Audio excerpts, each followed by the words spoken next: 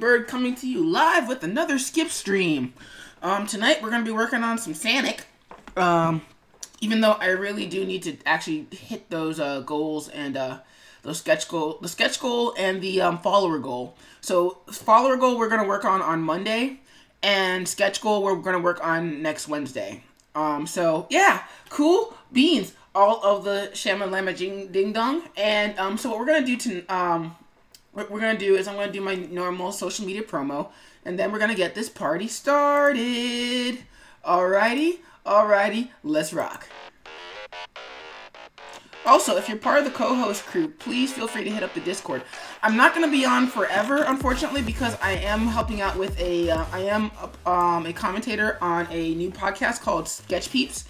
So I'll be there in a little bit, but until then, yeah, please, if you're part of the co-host crew, feel free to hit the Discord. I should probably hit the Discord too while I'm at it. Ultimately, I might just jump in the Fry stream if he's doing a thing. No, he's not in the Fry stream Discord. Dag nabbit, Fry. Alright. So that's for later. Also, let's keep an open messenger so that way I don't forget that. Anyway, let's hit the Twitters.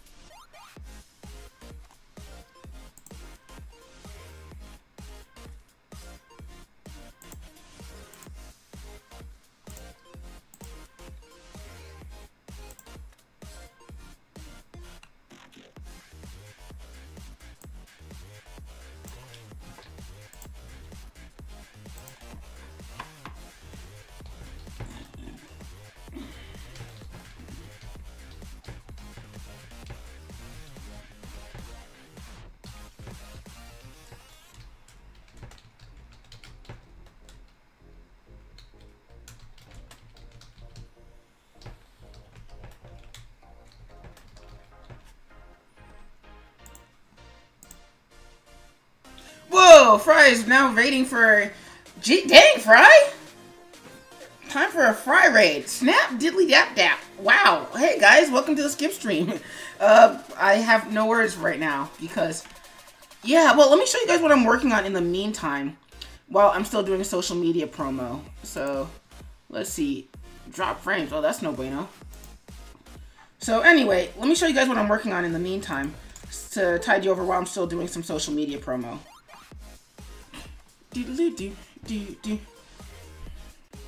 So currently working on my fan animation for Sonic the Hedgehog called Sonic Triple S. And actually, let me leave you with a better shot. So let's open a file. Cause I still gotta do a little bit more social media promo. So I'm not really ready yet, but I'm almost ready. So in the meantime, production. Also, Fry Guy, since you're part of the co-host crew, actually I know you're probably taking a break right now, but if you want, you can also jump into the Skipstream co-host crew Discord. So your work in progress.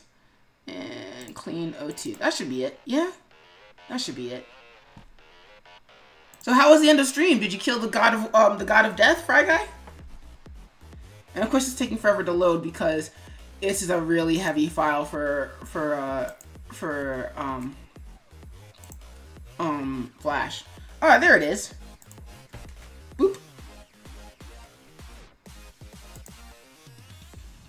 So yeah, enjoy that for a hot minute, guys. And reblog schedule for 8 p.m. Schedule. And schedule for 9 p.m. Schedule. Coolio. I think we're ready to go. So I'm gonna work for a little bit. Fry Guy writes, I'm gonna work, take a little bit, but I'll join you afterwards. I did. Hades is no longer with us. How does one kill a god of death?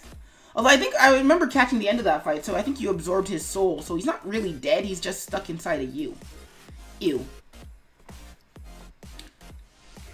Sadly, there's no way to quote that because I don't have a quote thingy like Fry does. So, let's change the music. Because as much as I love Tokyo Machine, I don't want to listen to Tokyo Machine for another 45 minutes. So, let's see. Chatbot, you should be working, yeah? Yeah. Song requests. Do. And hit play. And I guess it's... Oh, I gotta shuffle that.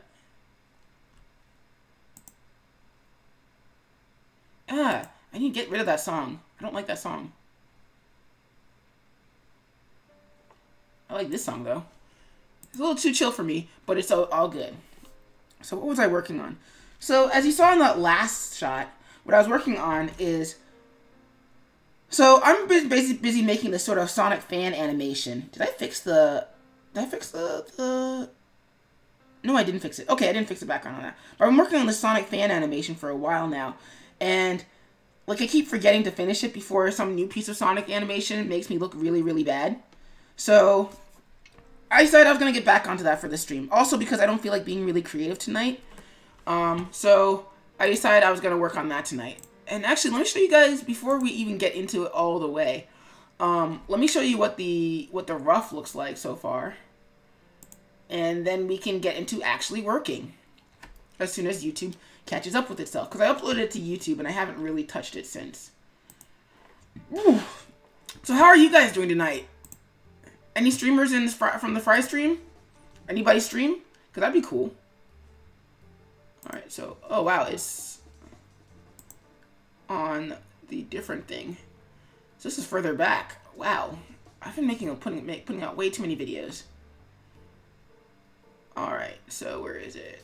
Tales of Rescue. Oh, there it is, rough. Which I really need to make tags of so that I can find it easier. Sonic the Hedgehog, Miles, Tails, Prower, Sonic, SSS, Sonic, Triple S, rough animation. Cool, save the tag so now I can find it easier when I'm looking for stuff. Copy that. Copy. New tab. Drag the new tab down here. Paste the thing. Boop. Pause that real quick. Pause chatbot real quick. make this widescreen, turn on the sound, make it all the screen, and there we go.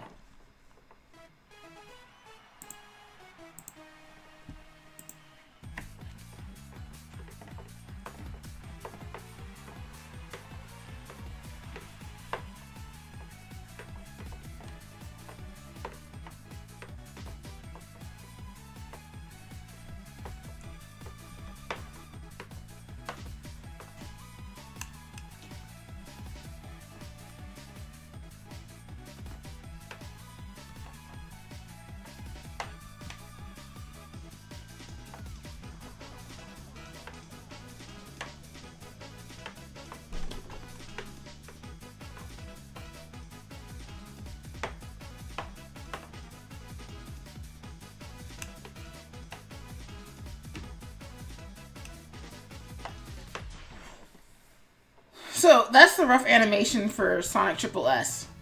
Still got some work to do, but it's all good. So, oops, escape out of that. Turn the music back on. So right now what I've been slowly doing is I've been slowly cleaning up this project as I go. And you can see it, get a glimpse of the finished shot right here. So that's kind of what's going to look like when it's done. If I can ever finish it before Sonic Team makes me look stupid again and again and again. So currently the shot that we're on is the shot right after this one where he lands off the half pipe and is now kind of catching his footing. Mostly because I come from the Jackie Chan school of animation and comedy, wherein it's not really it's kind of cool, but it's cooler if your hero doesn't look like they know what they're doing. So our hero doesn't know what they're doing. And let's see, rough anim. So let's delete that layer, make that orange. Let's not make that orange. Let's make that blue. Yeah? Yeah, I like blue. Actually, I don't like blue. I like red more than I like blue. But blue is more thematically appropriate for this animation. So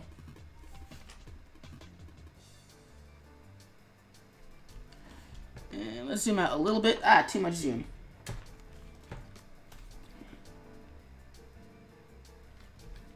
So let's erase that.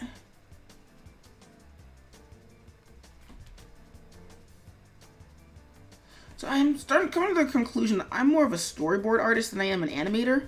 Not in the sense that I can't animate, but that my skills I'm more efficient when I'm planning things out for other people than I am actually doing the thing for them. Barring certain special circumstances, like, you know, my own stuff.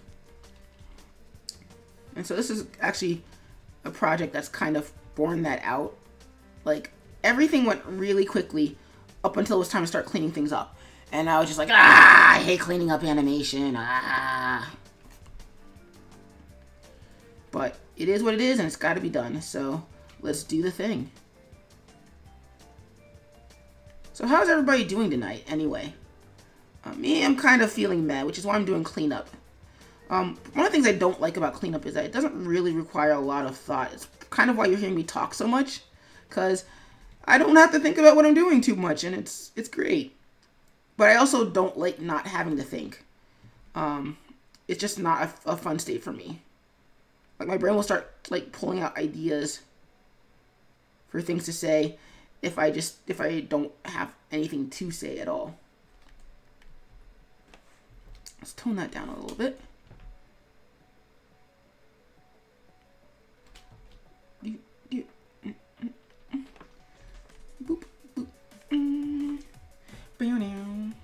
Yeah, that's working. All right. Okay, so as much as we're gonna give Sonic some teeth, that's not gonna be entirely teeth. We're gonna give him a cave to his mouth.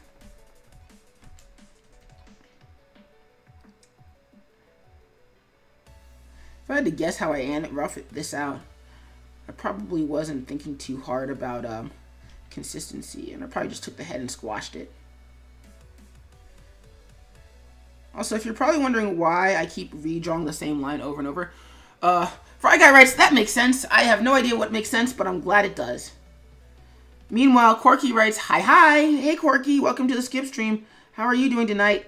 Also, if you're still streaming, please feel free to drop into the co-host crew. One of these days, I want to learn how to do a shout-out. But in the meantime, you guys should totally check out everybody who's chatting right now because they're cool peeps. Fry Guy's cool peeps. I mean, you guys already know this because you came from his stream. Which, again, much appreciated, Fry Guy, my guy. And also, Corky's pretty awesome, too. When she's not cracking down on the puns. Like a square. Don't be square, Corky. Even though you're one of my mods and I actually do metaphorically pay you to crack down on the puns. So let's see. Shadows. I did put a shadow in there. But not that kind of shadow.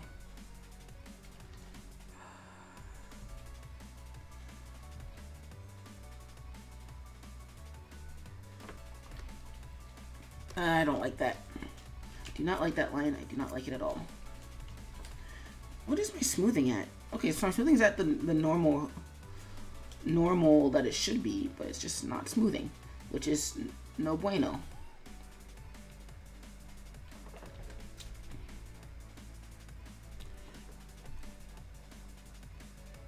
Fry Guy writes, in response to you feeling more better as a storyboard artist. Yeah, you're right. Because, like, my boards are, like, boom, instantly, they're done, they make sense, they're easily translatable. But then when I start animating, it's like my brain takes over, and if I don't have complete control over the project, then I always get hung up on staying on model and making sure that everything looks exactly the way it's supposed to. And it's just not bueno. So one of these days, I'm going to start putting together a storyboarding animatic reel, so that way I can start applying for work as that. If I decide that I ever want to go back into doing studio work. Because I don't really know that I want to do studio work. I actually like being independent. I actually kind of like being fully independent too. Not just like take on independent jobs. Cool, so that's working. Let's smooth this out just a little bit. Boop. Beep. Post that there. Moo the Troller writes, greetings. Also, Corky writes, I'll hop on, give me a sec. The pun police will never rest! Which is both the way I like them and hate them. Mostly because, as Corky and Fry can attest, I am a master of accidental punditry. And, I tend to spew them accidentally, rather than, like, having a perfect moment. Sort of like that one accidental punditry. Yeah. Fry writes, sounds like me and with animation modeling. Yeah. So basically, what Fry Guy's talking about is that both Fry and I went to school for animation. Me for 2D animation, him for 3D animation. And so what Fry's kind of coming to discover is that he is much better suited towards 3D modeling than 3D animation, which I don't blame him for. I could never get into the teamwork aspect of 3D animation, i.e. the idea that, like, in order to make anything for 3D animation, you kind of basically needed a small army to get it ready before the animator could even touch it. I am not that patient. I would rather just start as I go. And so that's part of the reason why I could never get into it, because I'm just like, I'm not waiting for you to model and then rig and then light and texture my project. I just want to animate it. So Fry, if you've been on his stream, his creative streams, you'll notice he does his space elf, which is kind of awesome. By kind of, I mean super awesome. So yeah,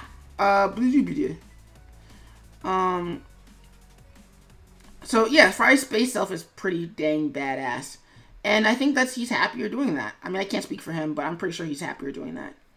So same thing for me. I love storyboarding.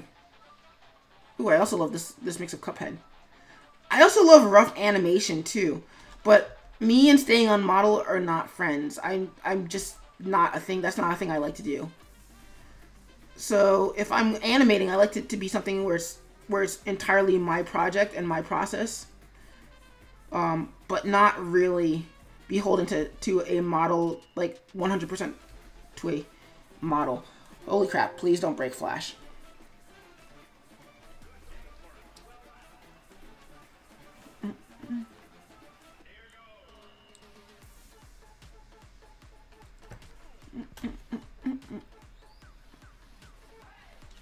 So this might actually take less time than I was expecting it to.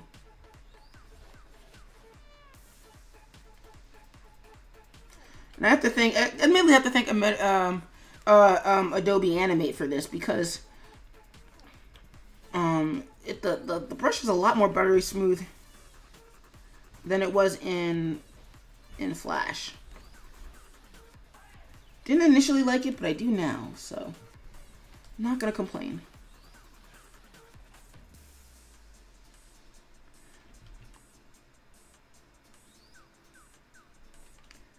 And a mouth. And meanwhile, my niece is back.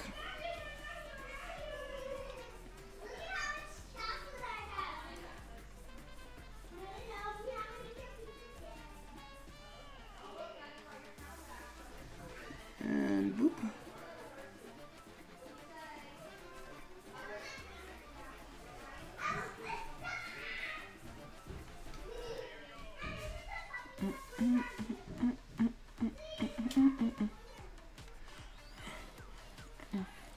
Meanwhile, Fry Guy writes, thanks, Skip. Also, Muma is moving to the desktop. Cool beans. Also, Muma, you've been pretty excited about going to AwesomeCon. So for those who don't know, like there's a local convention, well, relatively local to me, called AwesomeCon that's being held in Washington, D.C., and it's this weekend. And Muma the Troller has been really excited to go to see it. So how was that for you, Muma?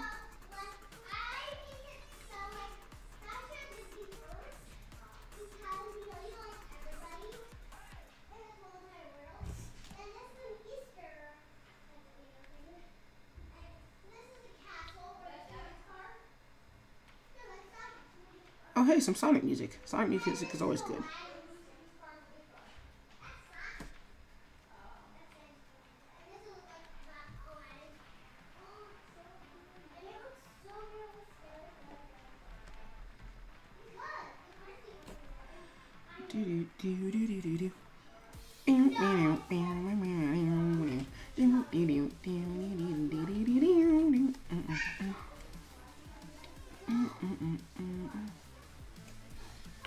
Let's bring that down here.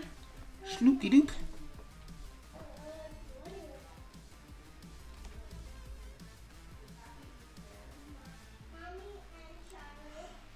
Mooma Chola writes, greetings from the desktop. Cool beans. So yeah, Moon, we're talking about AwesomeCon. Did you get a chance to go? I kind of didn't. I just, like, as I was getting ready today, I just didn't feel like it. And because by the time I was like, I'm going to go, it was like, oh, it's 2 o'clock. It's going to take me forever to get down there. It'll be 4 o'clock by the time I get there. And then I'll have to run right back immediately, which defeats the purpose of coming out. So I decided I just wasn't going to go today. I might go tomorrow. And by might, I mean probably not, because I have to get ready for Monday. Because I have work on Monday for once.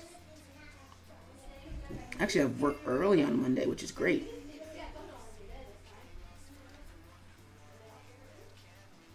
So it means I gotta get up early for once, which I'm kind of excited for.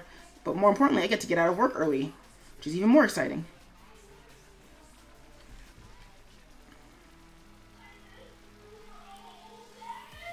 Muma writes, it was great. I met some really talented artists, including Kaiser Productions, artists I already know, and bought some amazing stuff. Well, that's good. Good for you, Muma.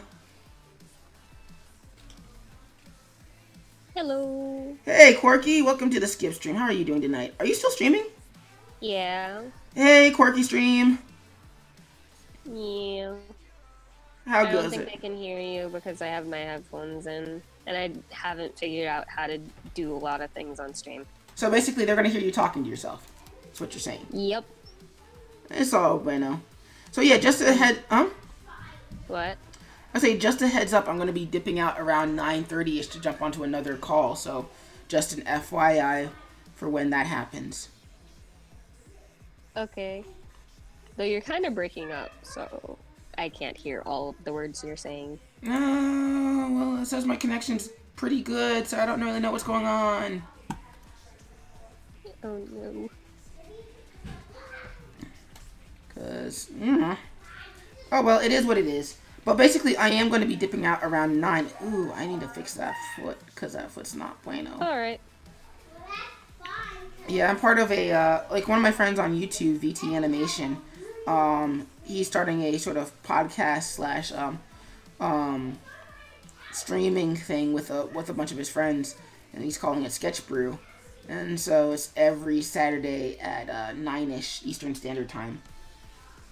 So, Cool. Yeah, so we talk about stuff. Like, today we were supposed to talk about John Crickfalusi, which I guess we can talk about now. And then, but apparently we're not going to do that. We're going to talk about Reboot instead. Yeah, like, the new Reboot's out on Netflix, apparently, and it's not very good. Let's see what I do with that foot. That's probably the one hard part about doing the lighting for this, is just that, it has to be consistent from frame to, not just from shot to shot, but from frame to frame. So that means that Sonic's feet have to be, crap. They have to be lit in that, like, really stark way that I like to light things. So, it's a little bit of a pain. So what are you working on tonight, Corky? Some tattoo designs for my brother. Nice. I'm gonna try and actually, like, airbrush and line them too. Because last time he took them to, the tattoo parlor and had them do it. Ah, wow, your brother gets a lot of tattoos. Yeah, no, that was only for his first one, and for his first one, he wanted me to design it. Meanwhile, Fry Guy writes, I'm so bummed about the reboot. Tell me about it. I don't know. It's one of those things where part of it is that, like, I don't know that it was ever going to be good. And not because Reboot was a bad show. I'm not knocking Reboot. Reboot was awesome for its time. I mean, yeah, a lot of the graphics haven't aged well because, like, a 3D show was never going to age well. Like, I think you'd have to get until maybe around 2012, 2015. Well, yeah, 2012, 2013, 2015 to get to a show where stylistically it's going to age well. Just as well as if it was a 2D show.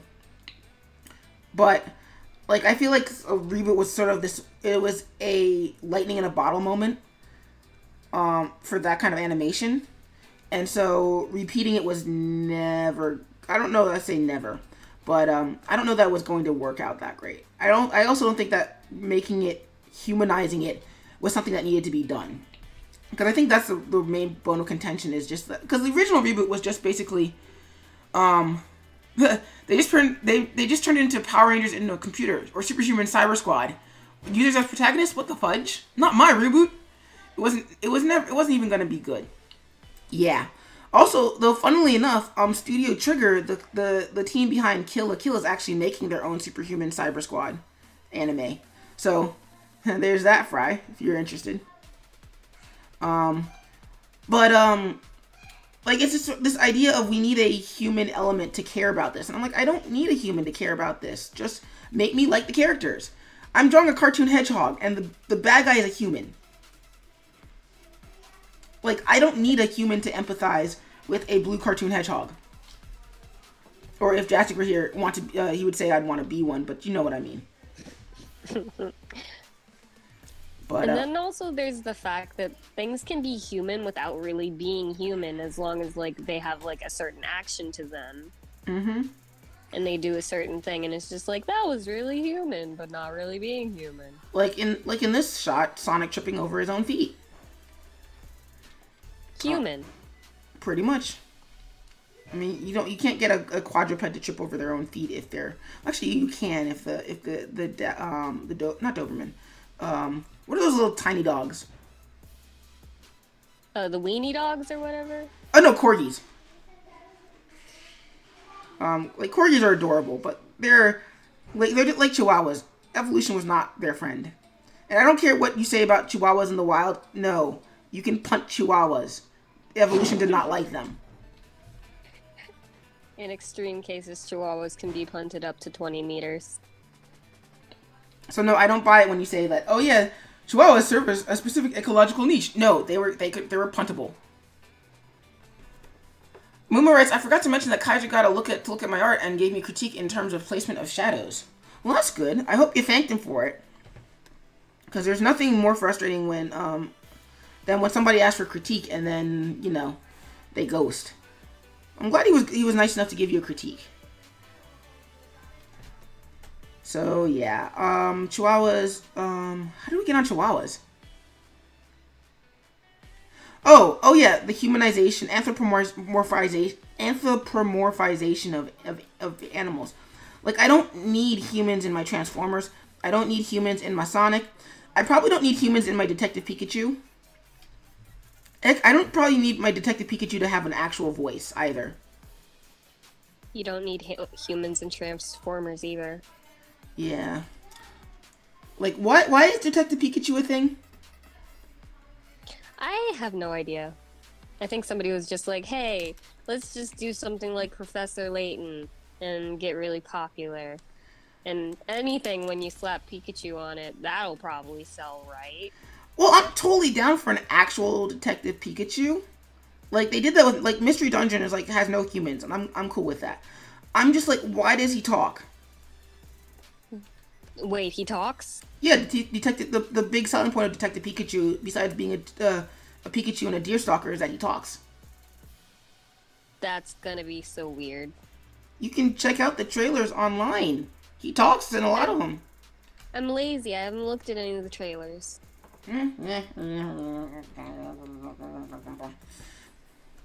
Well, good on you, Muma. Muma says I did thank him, so good on you. So, yeah, let's see. What's going on here with this? Crap. I've established a light source that's not consistent with what I've drawn. Rather, it's consistent with what I've drawn, but it's like, it makes more sense to place it someplace else rather than where I put it. But for the sake of consistency, I have to keep it in the wrong spot. Or I could go back and redo all my other ones, but I don't really feel like it. No, it just makes more sense to actually to go back and re-edit the old ones. Dang it. Whatever. Generally speaking, when you're doing a light source, you want to keep it consistent. And one of the easiest ways to keep it consistent is to focus on a singular light source rather than having all the different sorts of bounce lights and rim lights and yada yada yada on your shape. So in this case, the main light source is coming from the top left, so it's better for me to keep it consistent by keeping it to the top left, even if with the one knee in the shadows, it makes sense for the main light source to come from the right. So yeah, lessons in lighting with SkipperWing.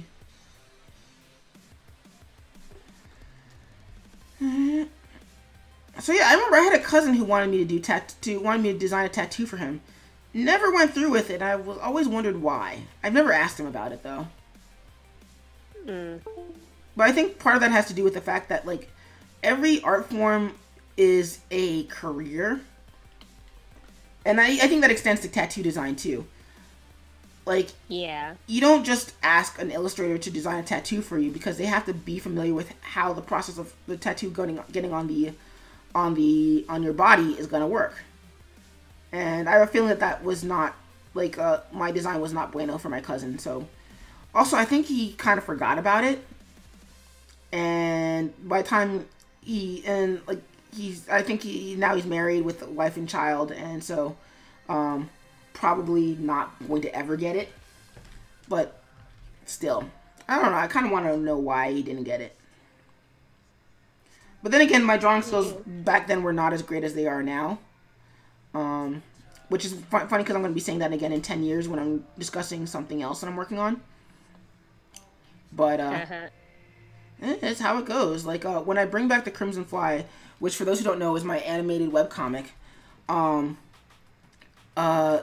I'm probably going to end up redrawing the entire thing and just doing it from scratch rather than just simply buffing up the pages that already exist. Because the animation, both as an animator and an illustrator, I'm so much better now than I was in 2013-ish. So why hamstring my art skills by just redoing the old stuff when I can just say, hey guys, look at how awesome it is now.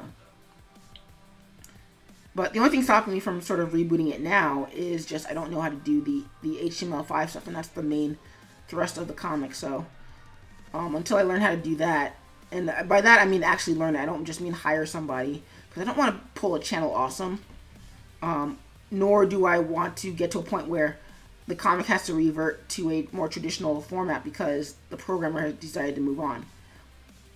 Like, I want to be able to do this myself and be able to adapt to the times as they come, rather than, oh no, guys, we have to stop doing it so that because I don't know how to adjust.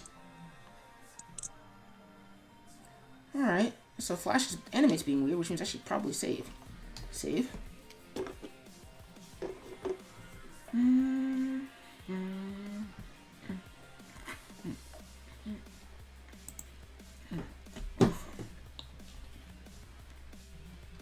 Erase that.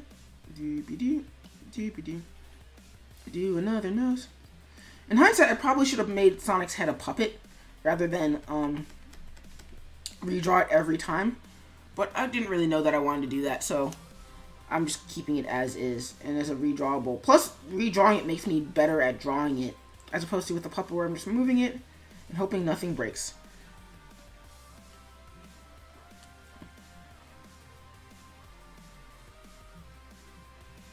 Okay, that shadow needs to go up a little higher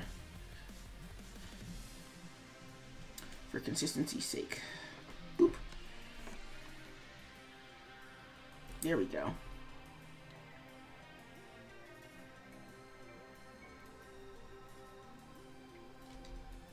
I don't know what to do.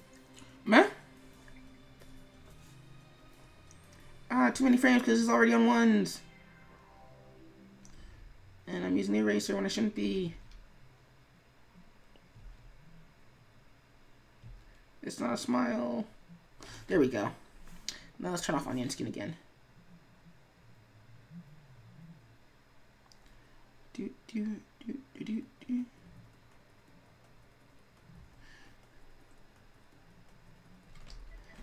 Erase that a little bit down. So wait, you're back from spring break, right, Corky? Yeah, I've been off the spring break for like 2 weeks now. Oh, I was gonna say, like, you've been on spring break for what? I wish my spring break was 2 weeks long. Actually, no, I don't, because I don't get paid for that time off. For those who don't know, full disclosure, I work as a teacher. As a college professor, by the way. So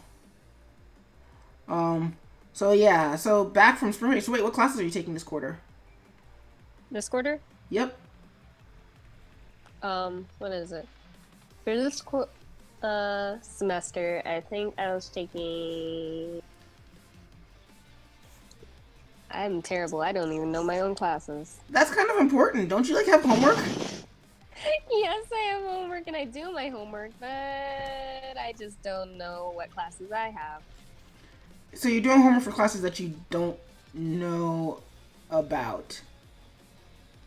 I know about them. I don't remember the names of them. I know I have homework and I do the homework. Oh, well, then just on time. Oh no, then just generalize like what each class is about. Like I do that from the classes that I even teach. Like I'm teaching last quarter I taught it's called animation principles. I always call it intro to 2D animation because that's really what it is. Or you just learn how to do 2D animation. Then I have math, 2D design, research writing, drawing, and animation. Those are the 5 classes, I think. Oh, that sounds busy. I only have 5. Yeah, my busiest days are Tuesdays and Thursdays, where I leave at about 9 a.m. and then get back at about 5:36, and then I'd probably go get dinner for between the hour in between that. Nice. It sounds kind of boring though, but it's still nice. It sounds kind of boring. I don't know. You mentioned math, and I kind of zoned out. Yeah, math is on, what is it? Mondays, Wednesdays, and Fridays, though. But, what is it? Tuesdays and Thursdays are kind of my exciting classes, because that's when I have writing, drawing, and animation all in the same day. Nice. So that's kind of fun. But now we're getting to, like, the silhouette stop motion animation stuff, and I am kind of lost. So I'm gonna try and work a little bit harder on that. Yeah, it's not fun to me anyway. I have a friend, she, Fry Guy knows her.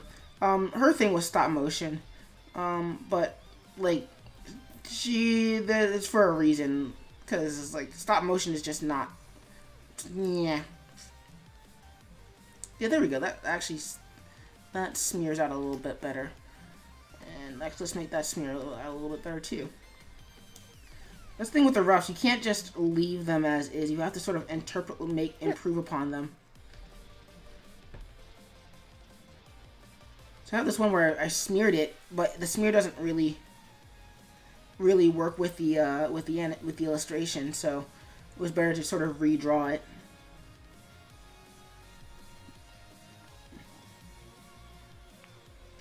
Sometimes your rough artist makes a mistake, and it's kind of dumb. Or your roughs don't look like your finals, so it's just better to redo them, even though you'd rather not, because why would you if you didn't have to?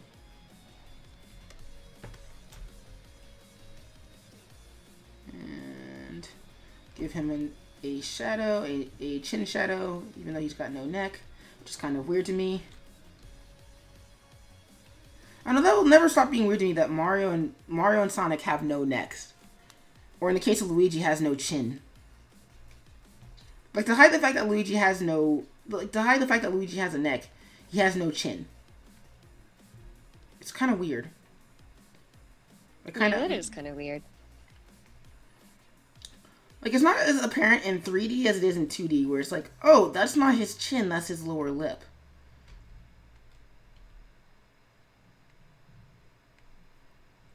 Whereas Mario and Sonic have no neck, which is why their toys always look really weird when they give them one. Because, like, why does he have a neck? Well, so that way he can look up and down and have articulation. Yeah, but it looks weird that the character has a neck. It's like, well, we didn't design him. We were just responsible for translating him into a toy. Speaking of which, I've never found a good Sonic toy, which kind of sucks. I just found a really awesome Mega Man X toy, but a Sonic toy, I think the closest thing I found is the Boom toys, and the Boom toys are for Boom. And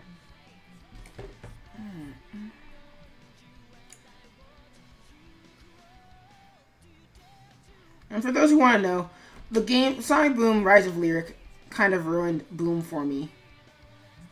Well, plus I'm not really a fan of the all we have is self-referential humor bit that the Boom cartoon does. It's like, ha ha ha ha, we're making fun of ourselves. We're making fun of Sonic. We're making fun of everything on TV. I'm like, yeah, but you don't have any substance. Like, you could strip out all the Sonic characters, and this would still be the same show. And at which point it's like, well, then why make it a Sonic show? But people liked it for the 2 seasons it was on. Muma writes, did you guys know there's a desktop application for Twitch? I did not. Yes, I did. I don't know, it seems kind of redundant. Like, it's useful for when you want to download certain games and stuff, because the Twitch Prime stuff.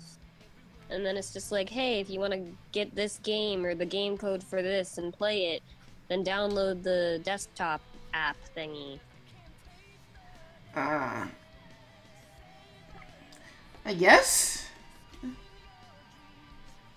I don't know, I guess I don't play enough games, or I've never been able to justify Twitch Prime. It's like, you get more emotes! Woo! Woo ... indeed. I don't know, I guess because I'm coming at it from the Picardo end rather than the Twitch end. So like the Picardo end is basically, hey, watch me draw things for an hour.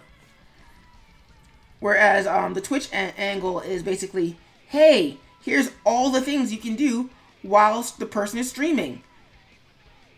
And, But that being said, I feel like Twitch is a lot better about promoting new streamers. So I kind of went with, because with Picardo's like, here's who's already popular. I'm like, that's great, but I'm not popular, and I need the help. Like, I get you're trying to boost your, what kind of, why did I do that? That is not a good, that is not a good angle. So that's spine. So let's put that there. Put that there. Boop.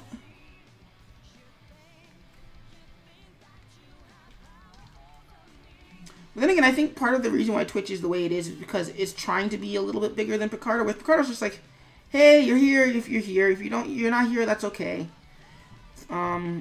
It's a sort of a Wild West of streaming. Like how Picardo doesn't care about boobs. But then again, I've also never seen anybody on Picardo on camera either. If that makes sense. Like I'll go to a Picardo stream and they'll be streaming anime, they'll be streaming video, they'll be streaming wrestling, but I'll never see a streamer's actual face. Yeah, true. Whereas with Twitch, even for creative streamers, it's kind of assumed that if you're not on stream, if your face isn't on stream, you don't own a web camera, and if you don't own a web camera, it's because you can't afford one. Like, I mean, that's not entirely true. Like, there's people who just don't want to be on camera. They can afford it, they don't want to. Or they don't feel the need to either. But it feels like it's more of a necessity.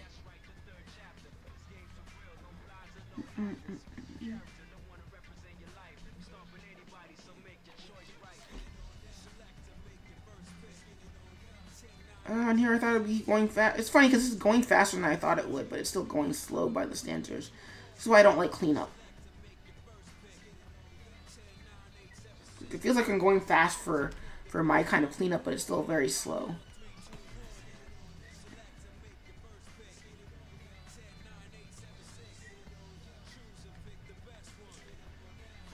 Three, two, one. Oh, oops. Sorry, Bit Weary. Sorry, I haven't been looking at my chat. Yes, I am in a voice chat in a SkipperWing stream. So I am not talking to myself. Totally not talking to myself. Yeah, didn't I call it? I called it. But yeah, I don't know if... Are you even in Skip's Discord? I don't know. But yeah, I'm not in my voice chat, so yeah. Yeah, no, like after the last two incidents, mine is kind of invite only. Yeah. So, yeah, that's why it's not one of those, because like the last two times it was open channel, I was just like, hey, so are you over the age of 18? And they're like, no, does it matter? Yes, it has to. Because I appreciate my younger audience. To the point where I don't swear, and not because I don't respect your intelligence, but mostly because it's just not a good look. Oh my god! What did you do? That was my roommate. Are you okay? What was that about?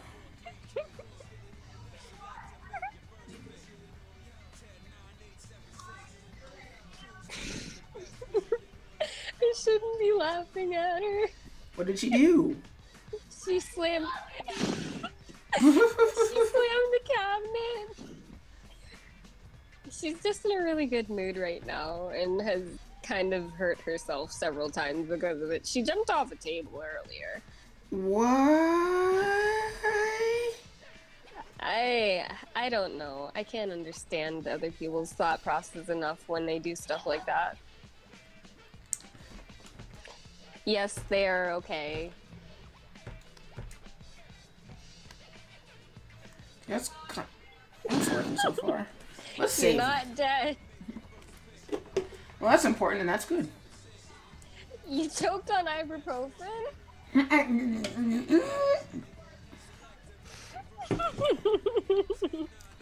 How does that work?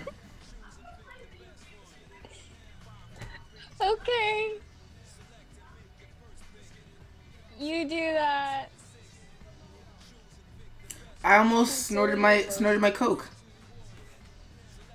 Choked on ibuprofen. Oh gosh. Your roommate's just a special kind of special, huh? She's a riot. Oh my god. And especially when she gets like really riled up. Have I told you about the time that we started like yelling at each other and like because she found out I stole a wall calendar from a Chinese food restaurant?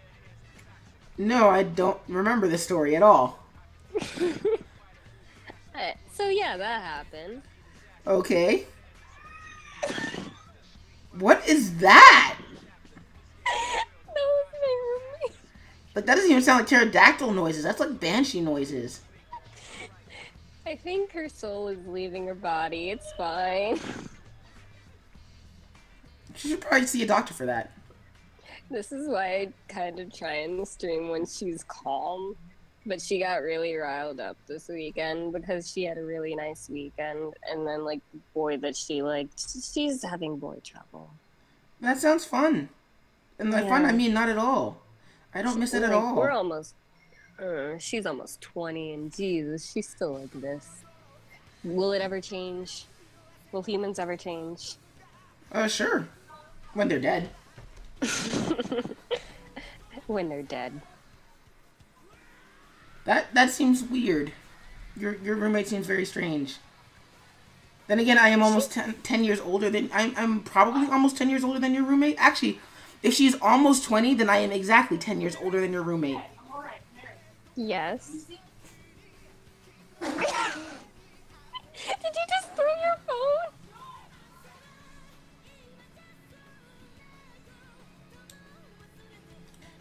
Yes, chat, don't be like Corky's roommate, please.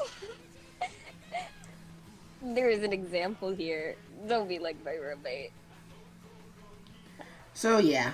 Wow, it's weird to be like 10... Wow, I'm like 10 years older than your roommate. Skip is old. Or you're just babies. We were all infants, and you're the old man of the chat.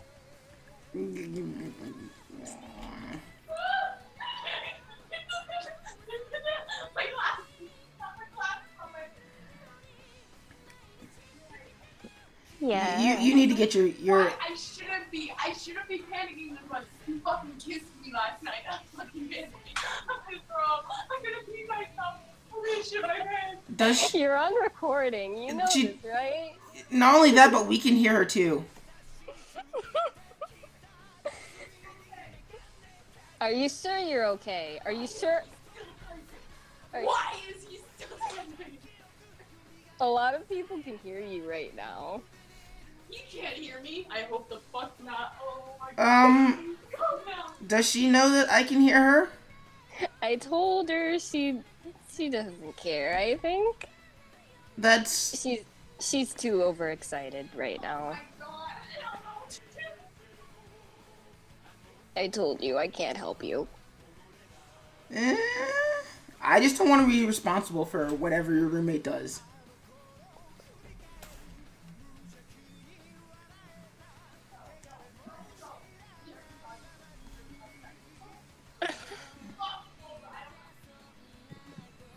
Your roommate is weird. I've been dealing with this for 2+ weeks, probably more like 3.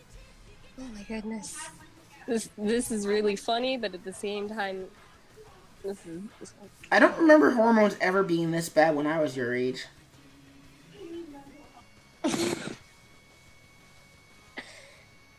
Apparently, I think this generation has gotten worse with hormones, but yeah. Yeah. I just do not understand the kids. That is just a thing. I just do not understand the kids. I think that's what it is. Or I think more sane children don't act like this, but yeah. Yeah, your roommate is weird. Like, I can be a little, like, excitable sometimes, yes, but never to this extent. Well, I would just kind of never admit to peeing, being about to pee myself, while other people who are complete strangers can hear me. That's not a thing I would ever admit to. Yeah.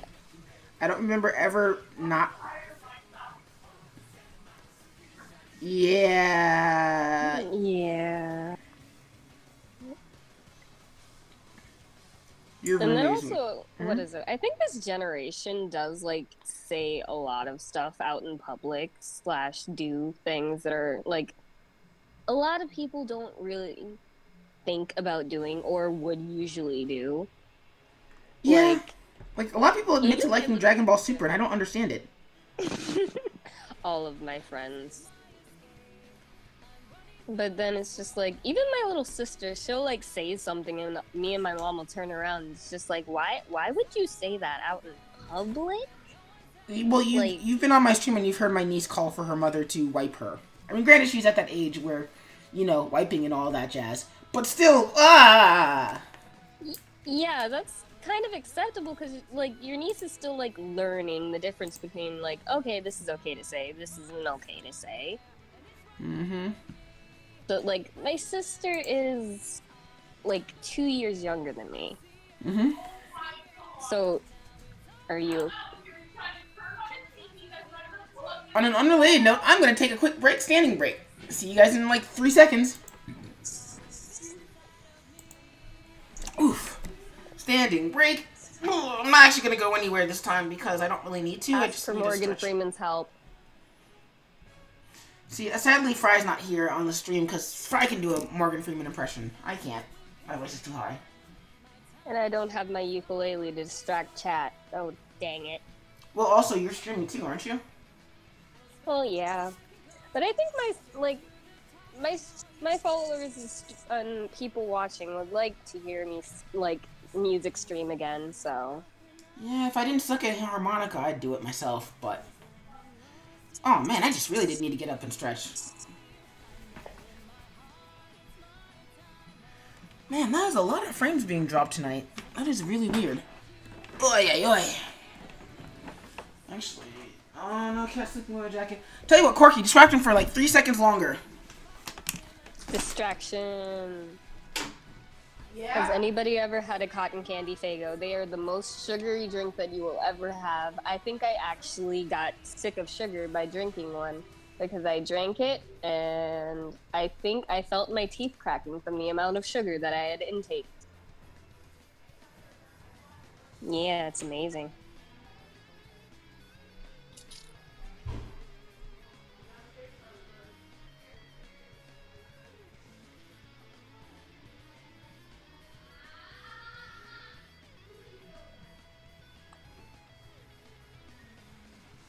Don't be a silly gooser, Charlie.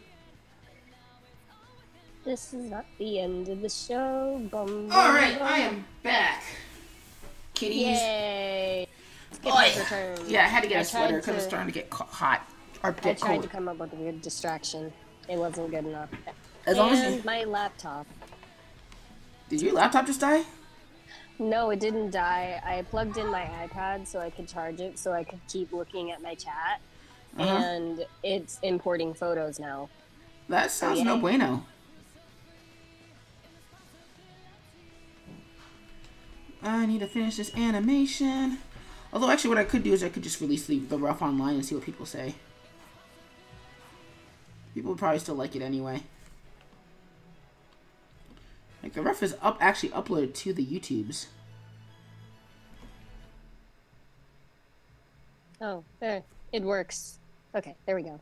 Yay! Because that would have been awkward. One day I'll get a better computer. You can start making it, oh wait, you're not affiliate yet, shoot. Well, actually, no, you can still make it a donation goal via Streamlabs. Yeah, I have, like, other things as goals right now. Add it to the A list. little bit. I mean, that's kind of the point behind wish lists on Amazon. Really? Like Well, ordering like a desktop or PC parts? there are a lot of people with a lot of disposable income who like to dispose of that income on with using streamers. So you never know. And also, like, a lot of $10 donations will just add up eventually. Yeah, true, true. Ultimately, if your brother trusts if your brother not only it does if your brother trusts you to do tattoo designs for him, but also like you trust yourself to do tattoo designs, you can make money off of this. Do you have Yeah, are you doing commissions yet? I have had commissions open for a long time. Nobody just ever asked me for anything. Are you 'Cause advertising I'm that you have? terrible. Well, no. Are you advertising that your commissions are open? Yes, Um, through Instagram and Tumblr how occasionally. how often do those posts go out? In all honesty, the last one I sent out was back in the summer, so it's almost been a whole year. In other words, people have forgotten that your commissions are open. Yeah. Just saying.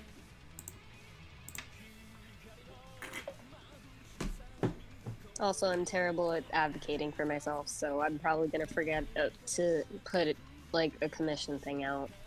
Well, Again. again, from one terrible advocate to another. Yeah. No, you have to basically every other day. If commissions are something you're serious about getting out into the public, every other day until they load up to a point where you have to say, okay, commissions are closed. I should make a commission sheet. You should. What do you think? Hashtag skip the professor. And of course, minimum $15 for a sketch. Minimum. Yeah, like I'm still trying to find like prices for certain things because I told somebody that like for the minimum and like for a lot of my prices I still do like $5 for a full drawing, and then somebody looked at me like $5 for this? This is like better than $5, and I'm just like I don't know how to price my things. Well, also then, like, a $5 sketch basically means you spent 5 minutes on it. It wasn't a sketch; it was like a full drawing because nobody, like, yeah.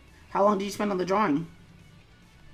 I spent like, I think about 2 hours on the drawing. So for your time, you spent less than minimum wage on that drawing. Yeah. No! No! Don't do that! That's I don't know bad! how to price things.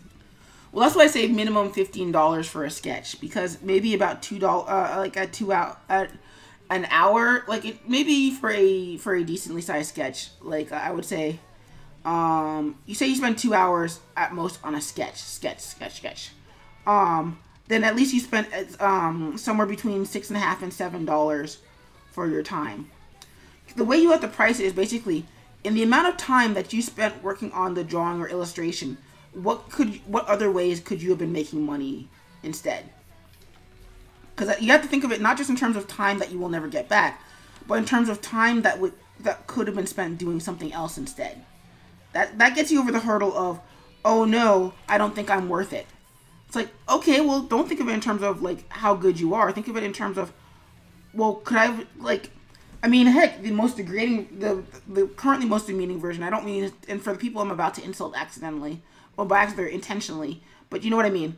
Like, say you worked at McDonald's, and you took an hour off of work. You would get paid an hourly wage, and you took 2 hours off of work to do an illustration. Like, suddenly, that's if you're working, that's $15, or no, that's $14. Well, let's go with 15.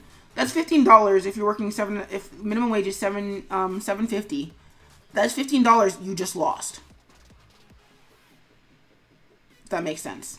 Does that make sense? Yeah, it kind of makes sense. So that's $15 that you've just lost because you were working on a drawing for somebody. So it should like the minimum I would say for a sketch is $15 an hour. That's not universal. It also depends on where you live.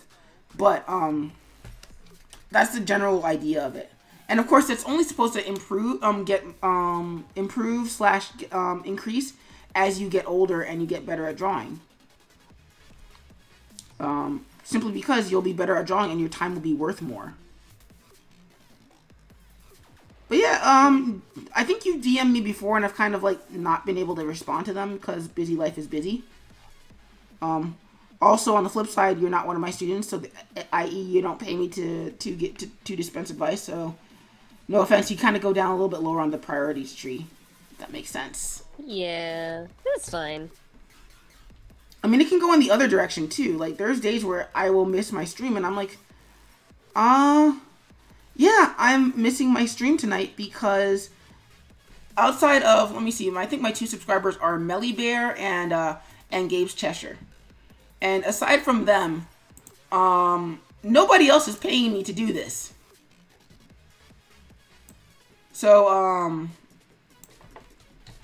yeah, like that helps me sort of de-stress and relax a little bit. Because it's like, not like, oh, I'm not streaming tonight. It's like, well, yeah, but nobody's paying me to be here tonight. Speaking of which, I forgot to do. Yeah. Like, it's a thing.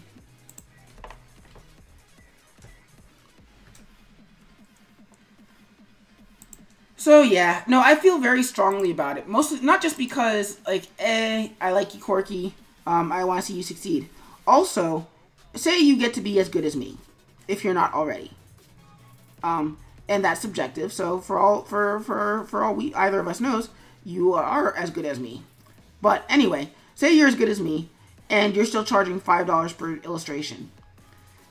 You know what happens when I say, hey guys, it costs me $60 if you want inks and colors and a full-on illustration. You know what they're gonna tell me? But Corky offers it for $5. Why do I need to pay you $60? Because you're paying for 10 years of art school, screwbags. You're paying for, actually, you're not paying for 10 years. You're paying for 8 years of art school and 2 years of professional development. You paying for me to have gotten as good as, you're also paying for me to have gotten as good as you're paying for this beautiful Cintiq companion too that I'm drawing on. You're also paying for this awesome desktop and the printer and all that jazz and my internet and my email.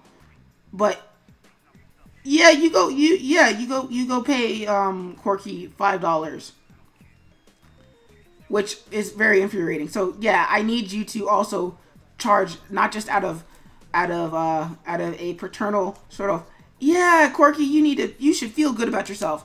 I'm also asking you to charge more so that I can stay competitive. Because once you get onto the real world, that internet bill gets very expensive very quickly. As does rent, as does food, as does all the things that I don't know how what your family situation is, but if your parents are paying for most of it, that stuff gets expensive really quickly once you graduate. So that's also something to think about too.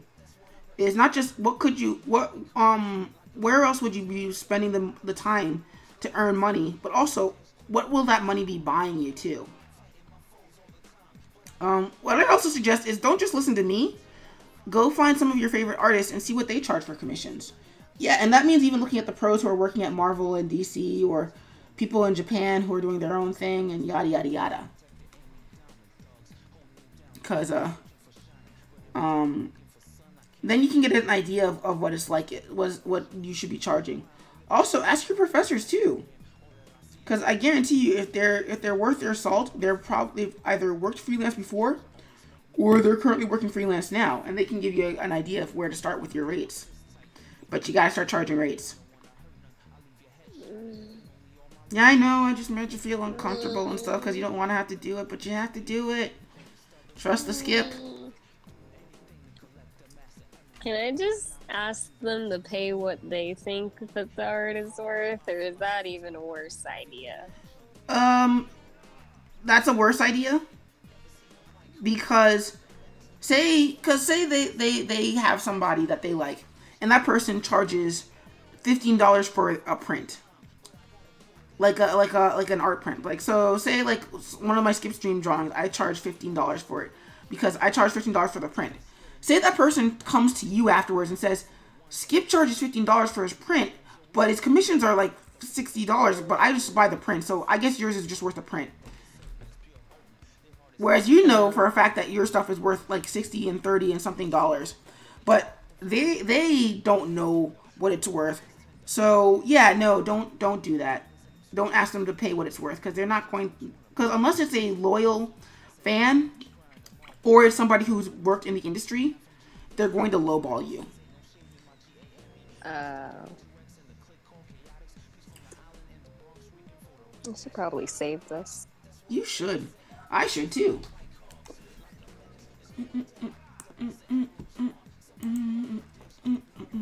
Echidna.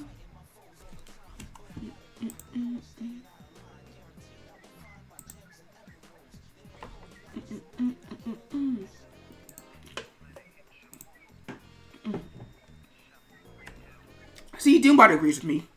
Also, Doombot and I went to school together, and we're both teachers, so Doombot agrees with me. But yeah, Doombot says that's much worse. And probably for the same reasons, but if you want to elaborate in the chat, Doombot, please, feel free.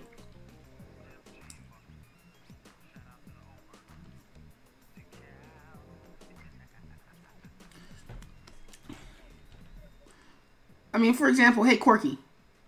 Yeah. Like, how much would you pay for a video game if you could? What? Say it again. You got broken up. How much would you pay for a video game if you could set the price? Probably 30 to 40 bucks. And if it was a good game, still, yeah. So would you pay $60 for Breath of the Wild if you didn't have to?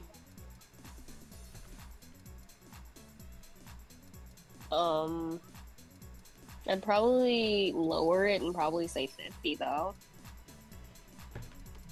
If you had also if part of that money came from your lunch budget, would you still say 50? No. Yeah, that's where people are coming from. So you can't just let the market decide.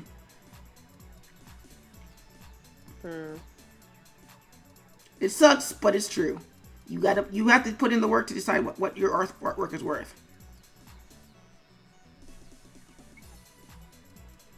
So, yes, all the analogies. Also, Doombot says you nailed it. So, okay, cool. Yay. I like it when people agree with me. Also, I like being right. Ooh.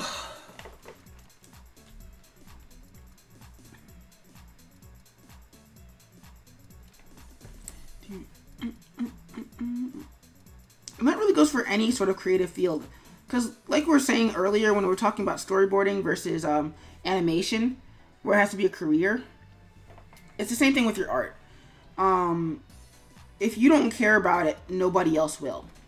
Except for maybe your parents. And even then, if they get the feeling that you don't care about it, then they're going to encourage you to move on. So to something that'll make you happy rather than just kind of like letting you languish. So yeah.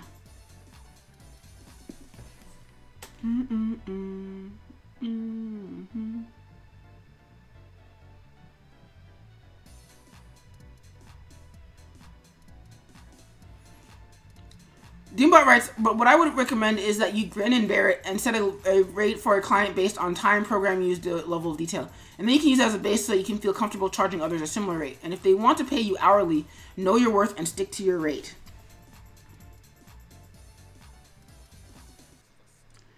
Because that's the thing, is that the people who are, like, there's so many fish in the sea that there's always guaranteed to be somebody who's going to be willing to pay you what you think you're worth.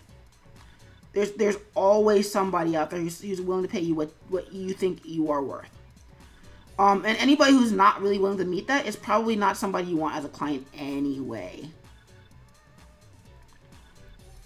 But on the flip side of the token, somebody who acts as though they do not value their artwork, or they do not know the value of their artwork, is probably not somebody you want to buy commissions from anyway. There are exceptions to that rule, but generally speaking, if that person's charging like $5 for a completed illustration, there's something fishy going on there.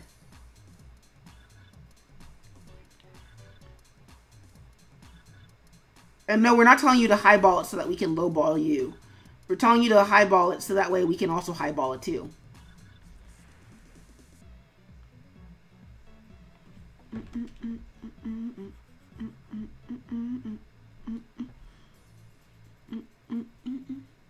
Doombot writes, I get nervous anytime I ask for something higher than 50 bucks. But when I say to a client, this will cost 300 because of A, B, and C, generally I find that they are completely fine, or give me an impression that I have charged under. Yeah, that's generally how it works too, because they can sense it too.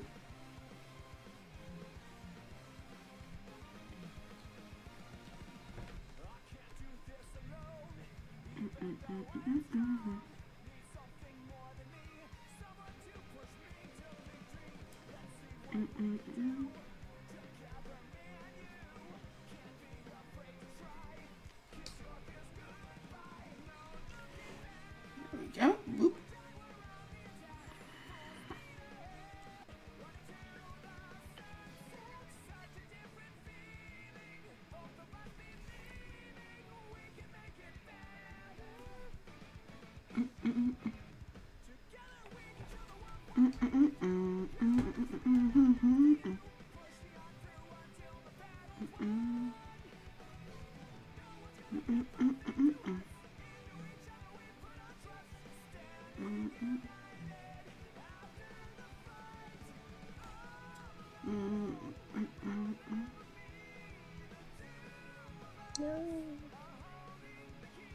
What did you do?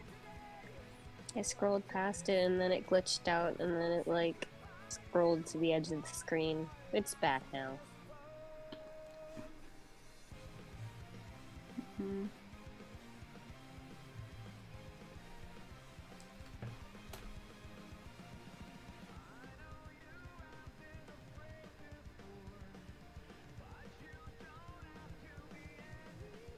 Moore writes, if I were to do commissions, I'd charge the following: $10 inking, $20 for colors and details, and $10 for days spent on the project.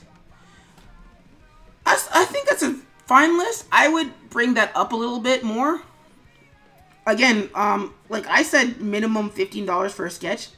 I'm kind of putting that for all levels of skill. I'm not saying just for like newbies or anything like that. I'm saying like minimum $15 for a sketch. Like, even then, like, $10 for inks is lowballing. And not, like, intentional lowballing, but that's too low. I would go higher. Same thing with, as for whatever you go with your inks, then you should somewhere between double and triple it for your colors. Ooh, excuse me. As for days spent on the project,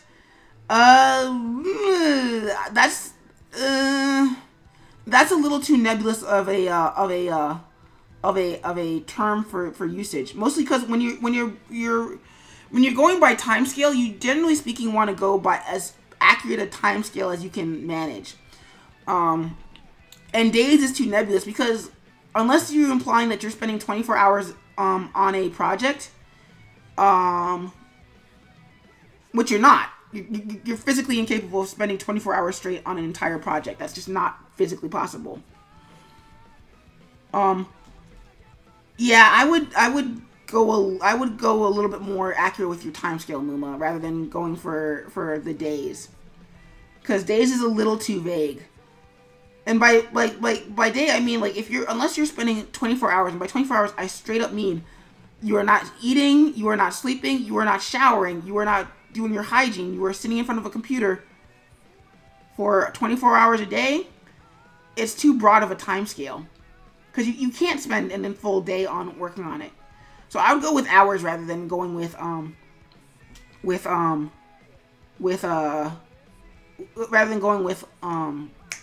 whatchamacallit, days. The other thing to remember with commissions too is that like revisions too is something you want to watch out for, Because say you draw it and you like what you did, but your client doesn't. Revisions allow them to make changes, but too many revisions means that you basically wasted all the time that you spent on the project cleaning things up. So, yeah.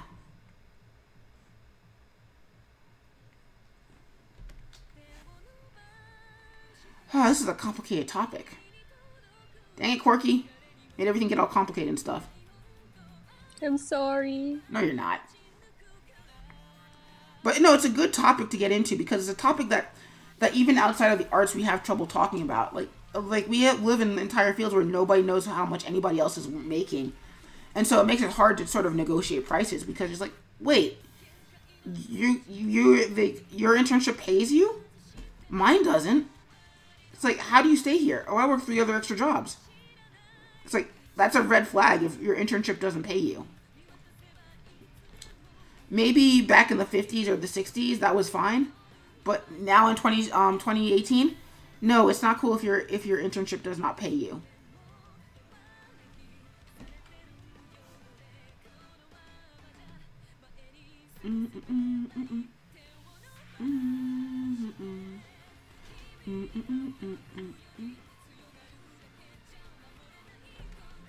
Somebody else to ask about this is Fry too, because Fry he works in a studio, but I think he also works as a freelancer too. So he's probably a good source to go to for this sort of information. There are like freelance studios out there?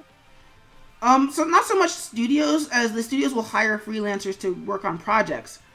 And so they'll have a core team of artists who work on station the entire time. But whenever they need more work that nobody is specialized in, then they'll hire a freelancer. Oh. Mostly because studios tend to work they don't work like as a regular like workforce schedule. It's usually project to project or a bunch of projects to project rather than just, oh, well, you come in, you clock in, you do your work, you go home. It's like, no, you're working to finish this one project and then you're done and then they let you go. You go look for more work and then you get on the next project and so on and so forth. It's never unless it's either a very small studio or a very large studio or a studio where you've been working a very long time. It's usually never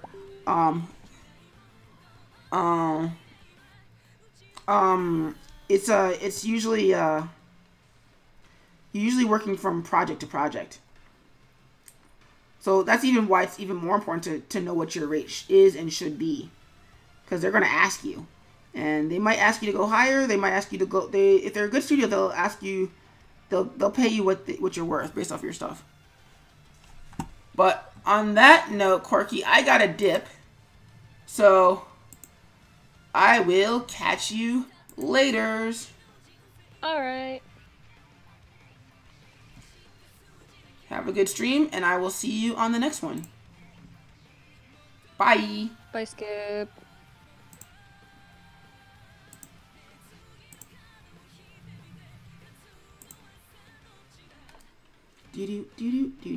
But that really does go for everybody. Know what you're worth and be willing to fight for it. Your rates might vary. You should really ask around to your local industry pro and see what they say.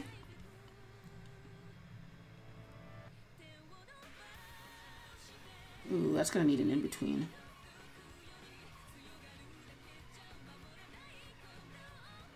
On the plus side, that face is that's almost done. So that's great.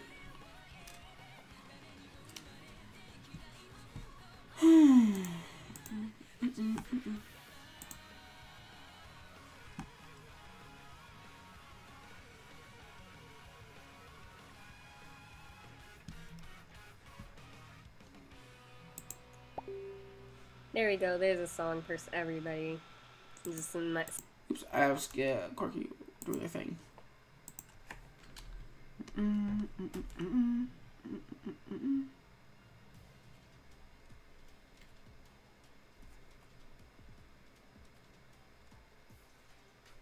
Sorry about that, SkipperWings. I had Corky open in another window, and I just didn't actually mute the window.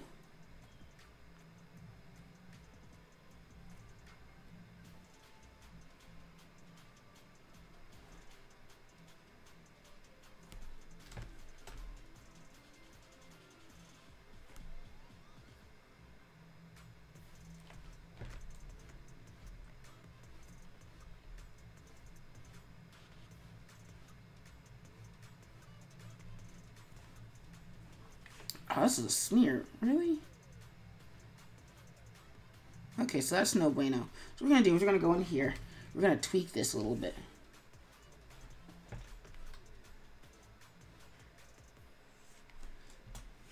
But first, let's finish this smear so that I have something to use.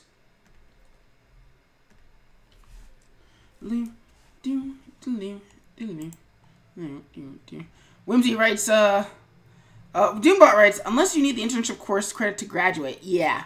Also, Whimsy is lurking, by the way, which means you guys better watch out or the pun police will come for you. Yes, DJ pun police are go.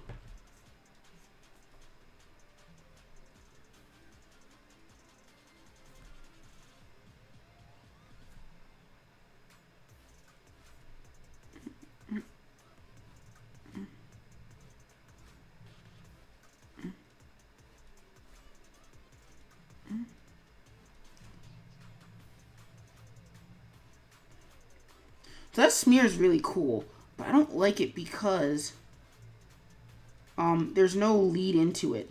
Generally speaking, when you're smearing, you want to lead into it a little bit. Even for something as quick, as fast-paced as something like Dragon Ball Z, where it's pretty much entirely smears.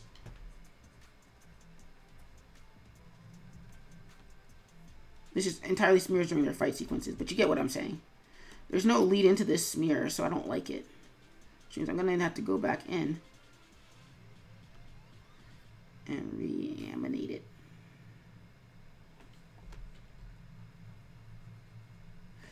So let's go back to this frame here. So now that we've put in our smear,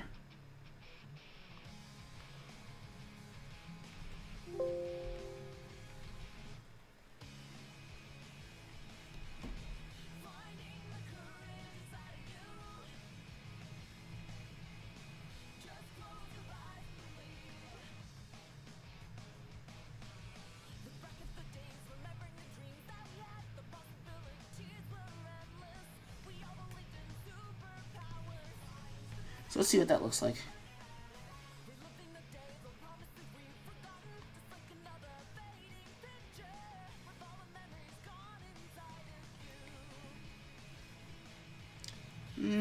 Still not quite the best. So let's do one more frame.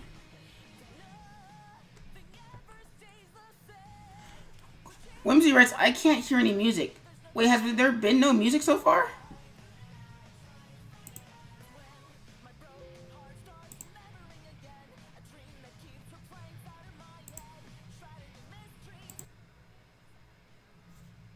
Oh, it must have been turned down really low, cause there is music on the stream, Whimsy. So it's just toned down a little low. Sorry about that.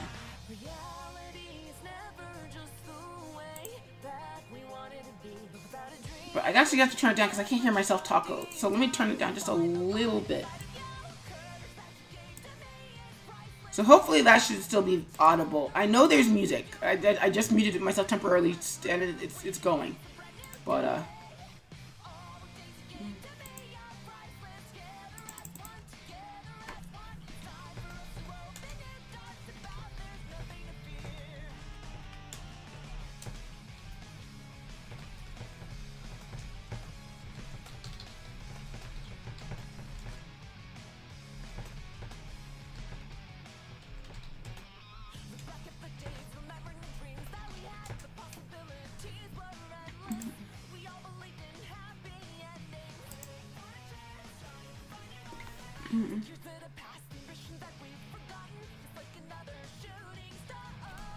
I'm probably gonna lament this, but Whimsy writes, I think it's very low, but for your past couple I couldn't hear anything. Huh. Let me see if I can turn up my on my desktop levels. So let me see. Let me know if that helps a little bit. I did turn it up a little bit in I did turn it up in chatbot, and I also turned it up in the desktop levels in the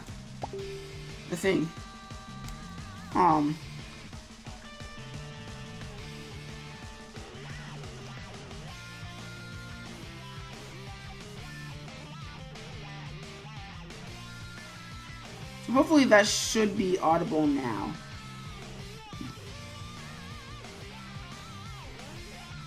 Alternately, Doombot, if you could just verify with Whimsy, one way or the other, if the music is audible or not audible.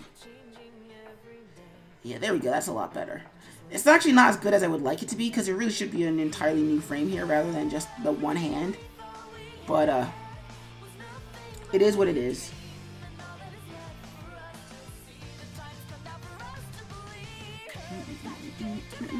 Priceless, never is one, never is one.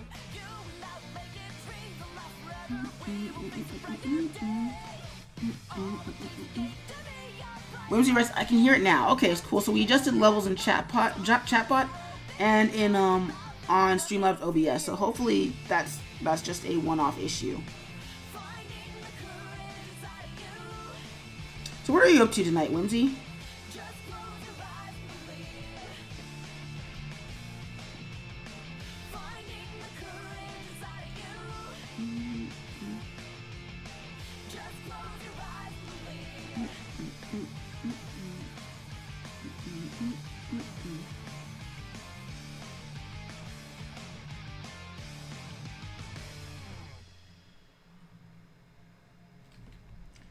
This is a weird Sonic face, but that's okay.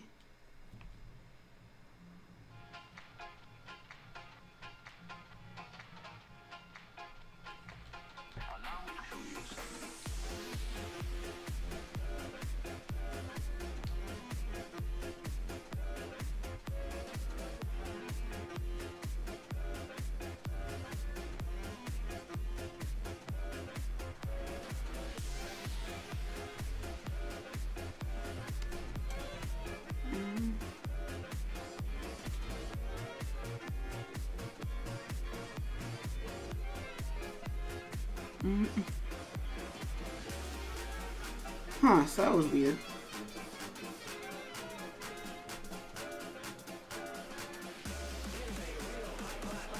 It didn't do anything to my voice. Oh well.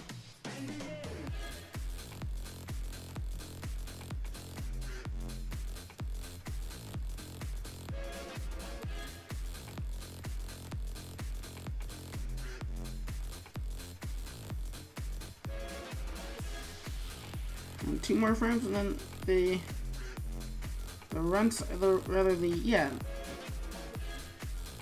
and the main animation's done. Speaking of which, save.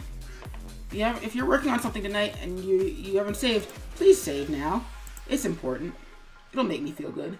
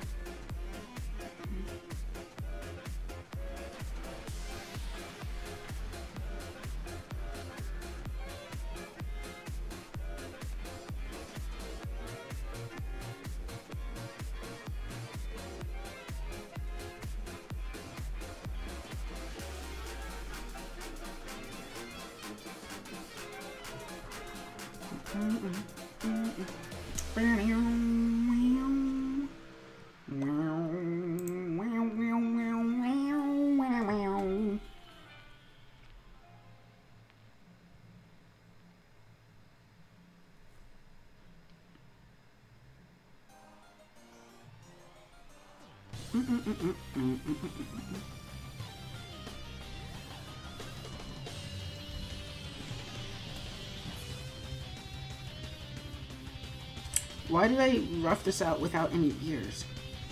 I am weird.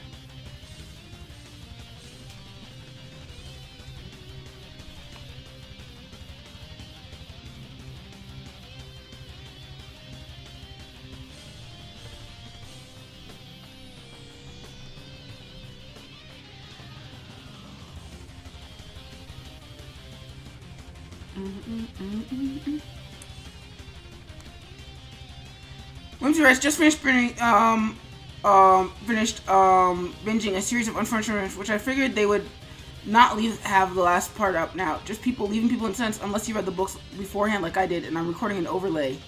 Doing a recording overlay. Cool. I'm really liking how they did this version. Yeah, I think part of that just has to do with, like, certain series do not really need to translate as books.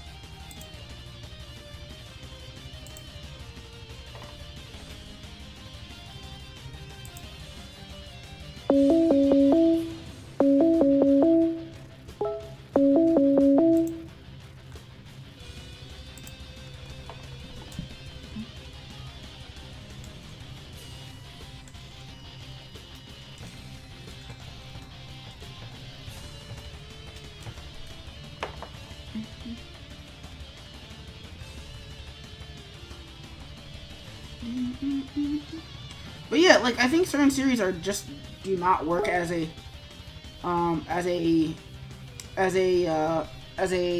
thing. And I think a series of unfortunate events is one of those series. It's part of the reason why I've never really made a big push for Crimson Fly to be like, oh my god, Skip, why don't you make an animated short and pitch it as a cartoon? Because I don't want it to be a cartoon. At least not like that, anyway. It's perfectly fine as a motion comic right now. And the only thing that would make it better is if I could get it off the ground as an animated comic book.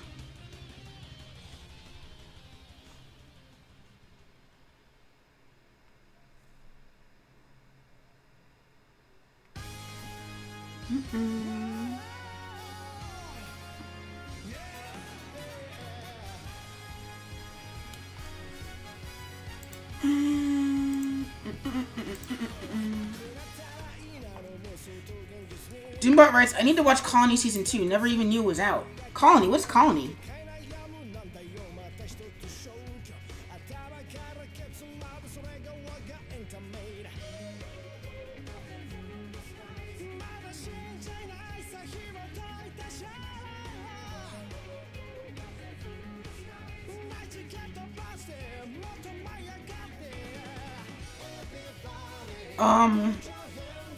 Whimsy writes, what do you mean? Well, like, like, certain series, I feel like you need to sort of specifically adapt them to a medium that fits them properly. Like, part of the reason why I think Sonic Mania's opening and Sonic Mania Adventures is going over so well is because it's adapted in a 5-minute short that plays to the strengths of the characters involved. Like, Sonic doesn't talk for a reason because it's easy to get across the sass and attitude without a voice telling you this is how cool he's supposed to be, rather than in like every other medium where he's like, oh yeah, I'm Sonic, this is happening.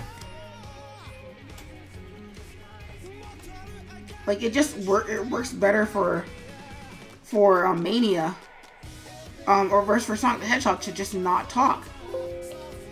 Similarly, Mario has that issue too, and really most video game characters do. Like, it's why even Nintendo recognizes this. It's why in Breath of the Wild, despite the fact that there is voice acting and stuff, Link still doesn't have a voice. Like, he doesn't have dialogue, he doesn't have a character of his own.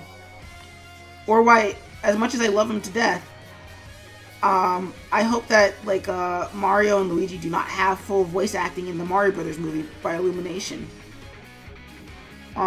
Simply because those characters are just not meant to talk. Like, yeah, they're supposed to get across their various personality traits through sound bits, but never through actual dialogue. Like, it's very weird and awkward to hear Luigi actually say, hey bro, now, I'm so proud of you for saving a Princess Peach. However, get a load of this, my new game, Luigi's Balloon World. You see how awkward that sounds? So, yeah, I think a series of unfortunate events works better as a series rather than simply a movie about the same thing. Would the movie make more money? Sure. And that's kind of a problem. But I think the Netflix series is doing better specifically because it's a Netflix series, not because it's a movie. Doombot writes, Colony is a show where we build walls everywhere and seclude cities from each other. The show is about an ex-cop who gets dragged into a terrorist attack and is forced to rejoin the new regime's police force to find the terrorist cells. Huh. Fascinating.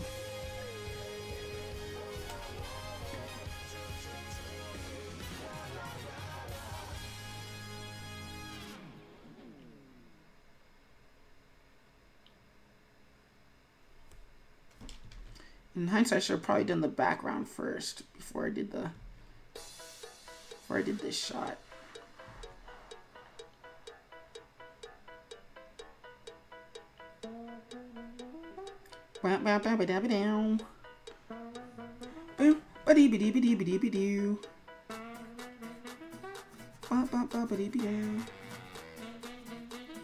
Doombot writes, I forget the new regime is aliens or not. They may be aliens. That's not the one that has coke in it.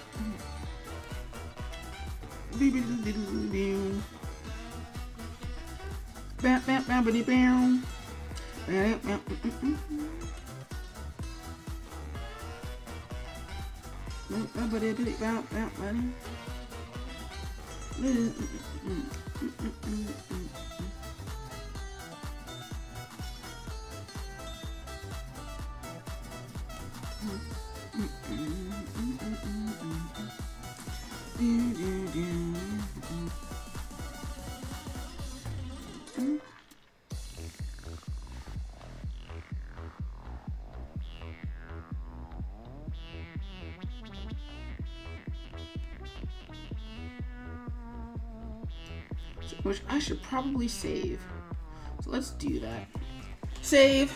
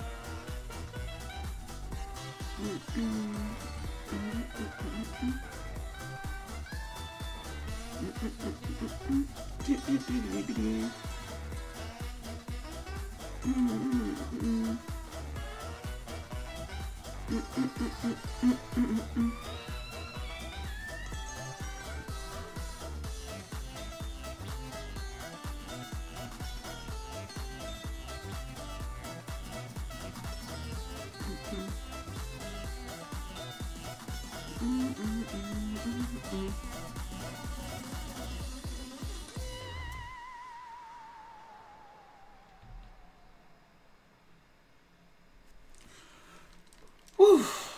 My hand is feeling funky, which is never a good sign.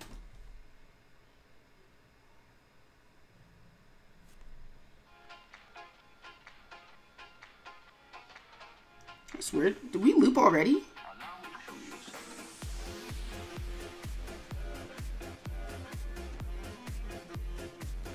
I could have sworn there's more music on this track.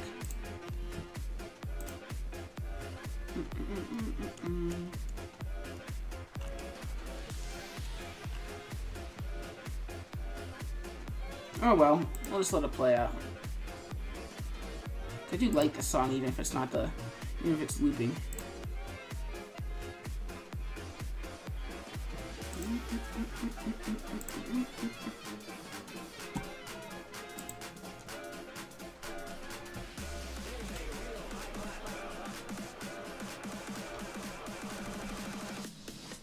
And begin.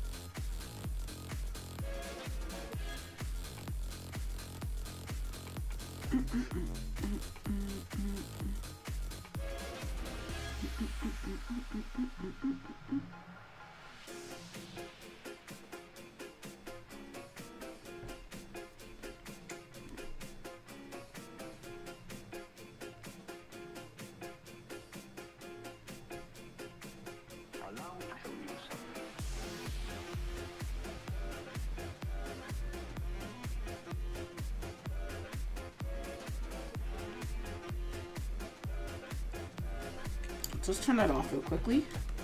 See what that looks like.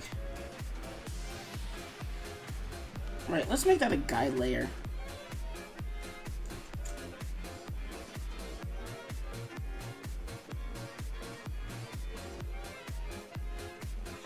Yeah, I cheated, but that's fine.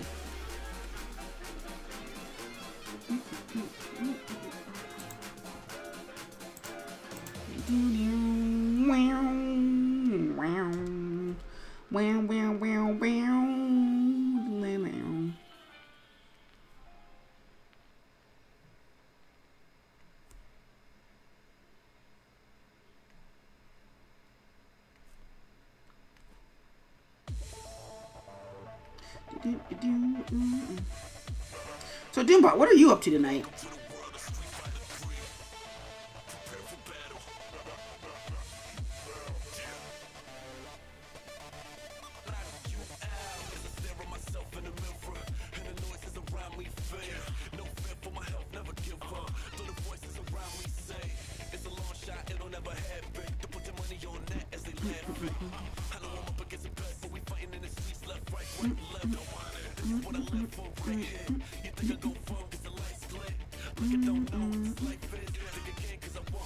Almost done with this, with the cleanup for this shot.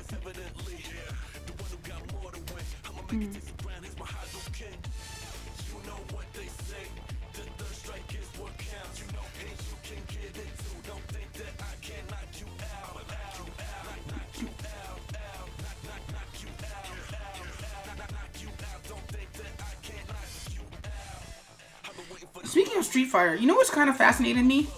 That there isn't a student whose name is Sho. Like, we have a Ryu and we have a Ken. How come we don't have a Sho?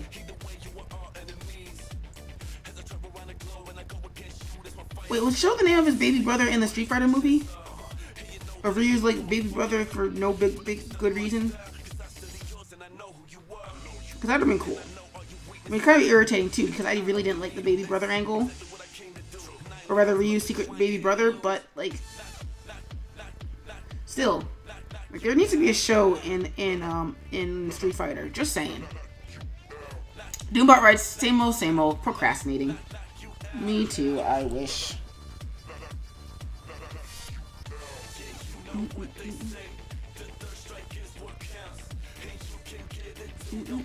I can't knock you out, out, I'ma knock you out, knock you out, I'ma knock you out, I can't knock you out.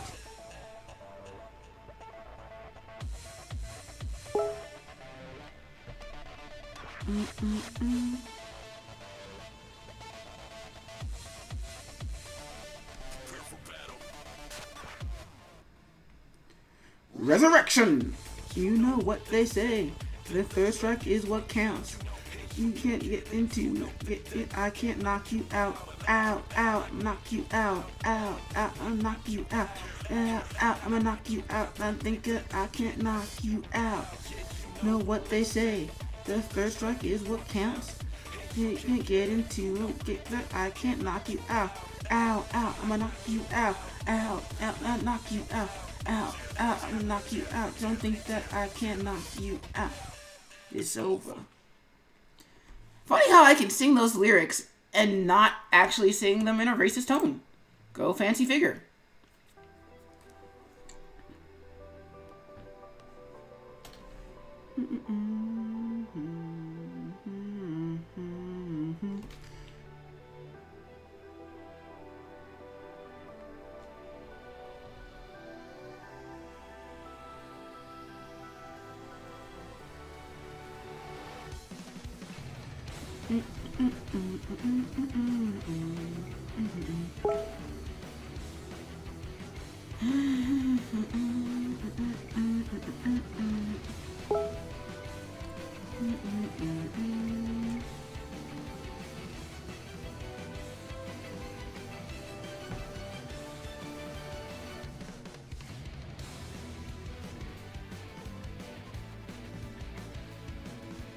Still not quite too happy with it, but it is what it is.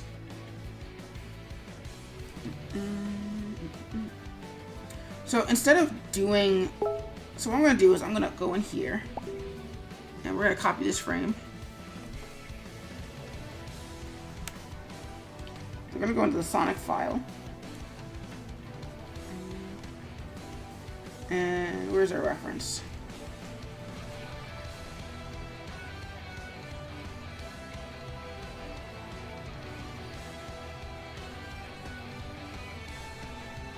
So we copy this frame. Copy frames. We're gonna go in here.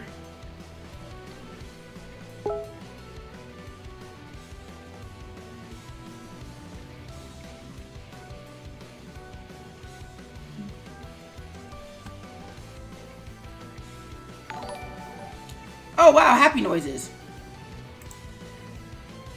Official Silkar has followed. Oh, thanks for the follow, Silkar. Much appreciated. How are you doing tonight? Oof. So now I feel a need to impress because Silkar's watching. Yeah. How are you doing tonight? So what we're gonna do is instead of, because the problem with this frame is that what happens here is that it just moves back and forth. It doesn't actually change. So there's no real point in either coloring in all these frames or just coloring the one frame. I might as well just color in the flat underneath it and just kind of go from there. So that's what we're going to do. Flat colors. F6. We're going to lock this layer too. And we're going to go in and do some coloring.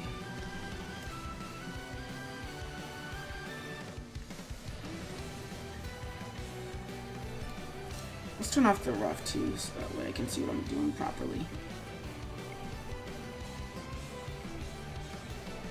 Yeah,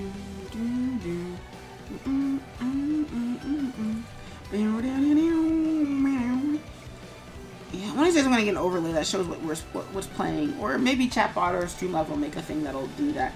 But what you're listening to is "You Say Run" from the My Hero Academia soundtrack, because this is the song that dreams are made of.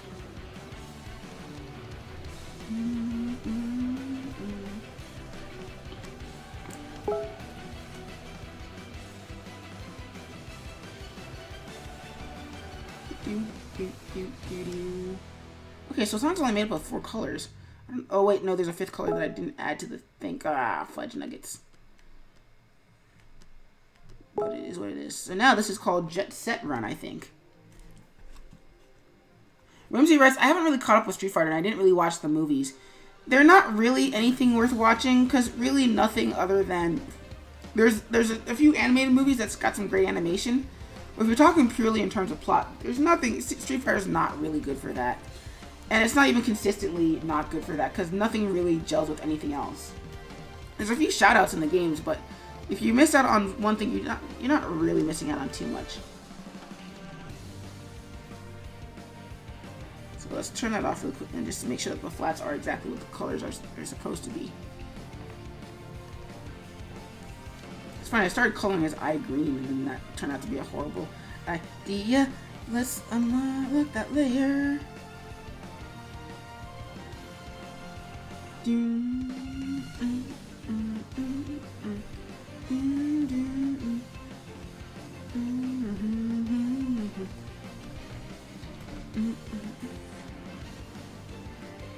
What's the name of the song?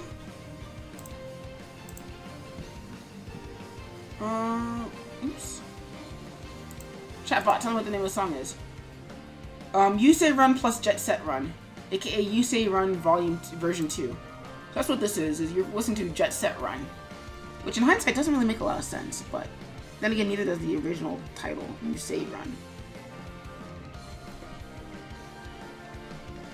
Actually I can fill this in blank too. And the reason why getting that beige right is not important is simply because, getting that white right is not important because I'm going to fill that in with beige anyway and fix that, so not a big deal.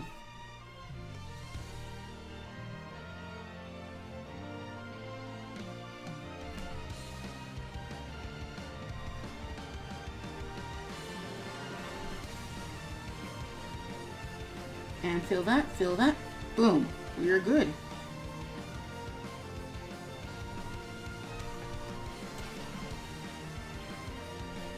And this isn't gonna be jet black anyway, so don't hang it on over your hats.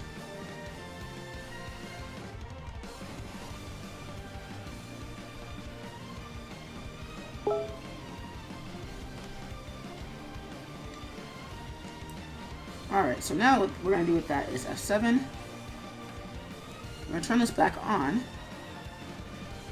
Shift F6. Move that up. Ooh, we don't want to do that. So let's do Shift F6 again. F6. Unlock this layer.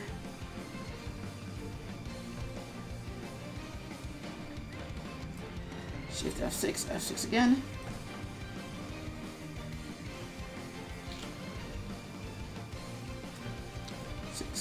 Grab all that.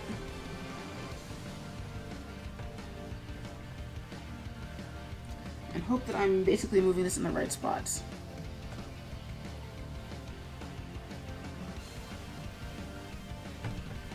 That would suck otherwise.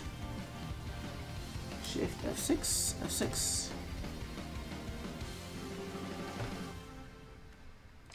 What I really should be doing is making sure these are matching up absolutely, but I think it's not going to matter too much.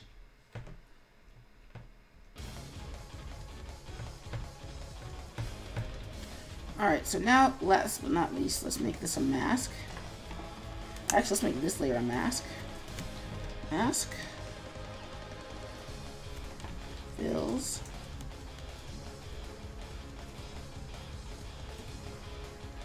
New layer, we're going to call it inks. Put that in there, make that a mask. Mask that, which makes everything invisible. But luckily, we have our rough NM. So, lines fill. Let's grab that. Boop. And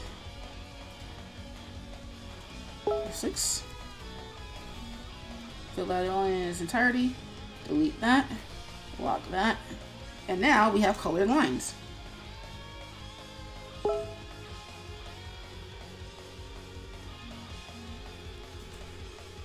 And I'm kind of getting...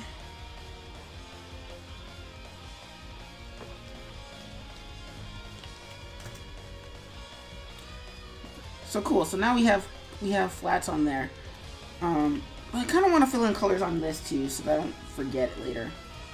So it's 6, 6, 6, 6, 6, 6, 6, 6, 6, 6, 6, 6, 6, 6, 6, 6, 6, 6. And we'll come back to the red in a second. Let's start with the blue though. Let's turn off our rough guide too. So we're going to fill this all in entirely with blue, and then we're going to come back and fill in every other color that's missing.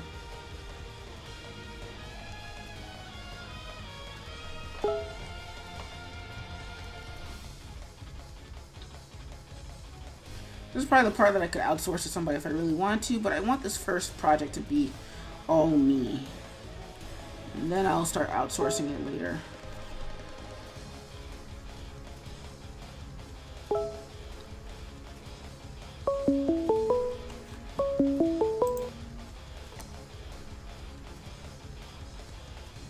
Hello? Hello! Hello. Yo. How's it going? Alright, just an FYI, I'm still streaming, so you guys are part of my stream right now. Okay, sweet. Hello, people at home. I'm calling stream. How are you guys doing tonight? I'm doing okay.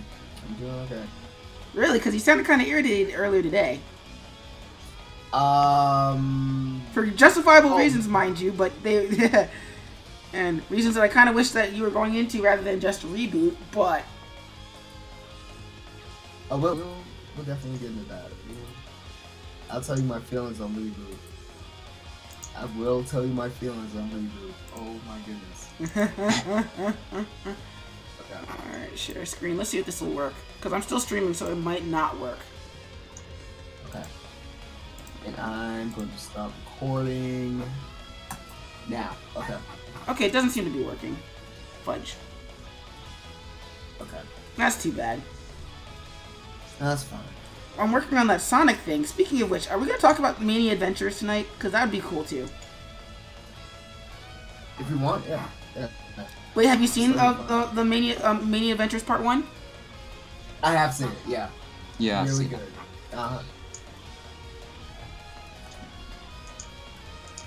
So. There you go. I have to share my screen. Yeah, I was really feeling it. It was, it didn't shy away from, like, the, Sonic Mania trailer. Mm-hmm. So it was like, it was comfortable. It was comfortable. It was pretty. It was pretty to look at. It was, I forgot the animator's name. It was like Tyson Hess, right? Yeah. Oh, also, apparently I'm being rated on my stream, so I gotta acknowledge that really quickly.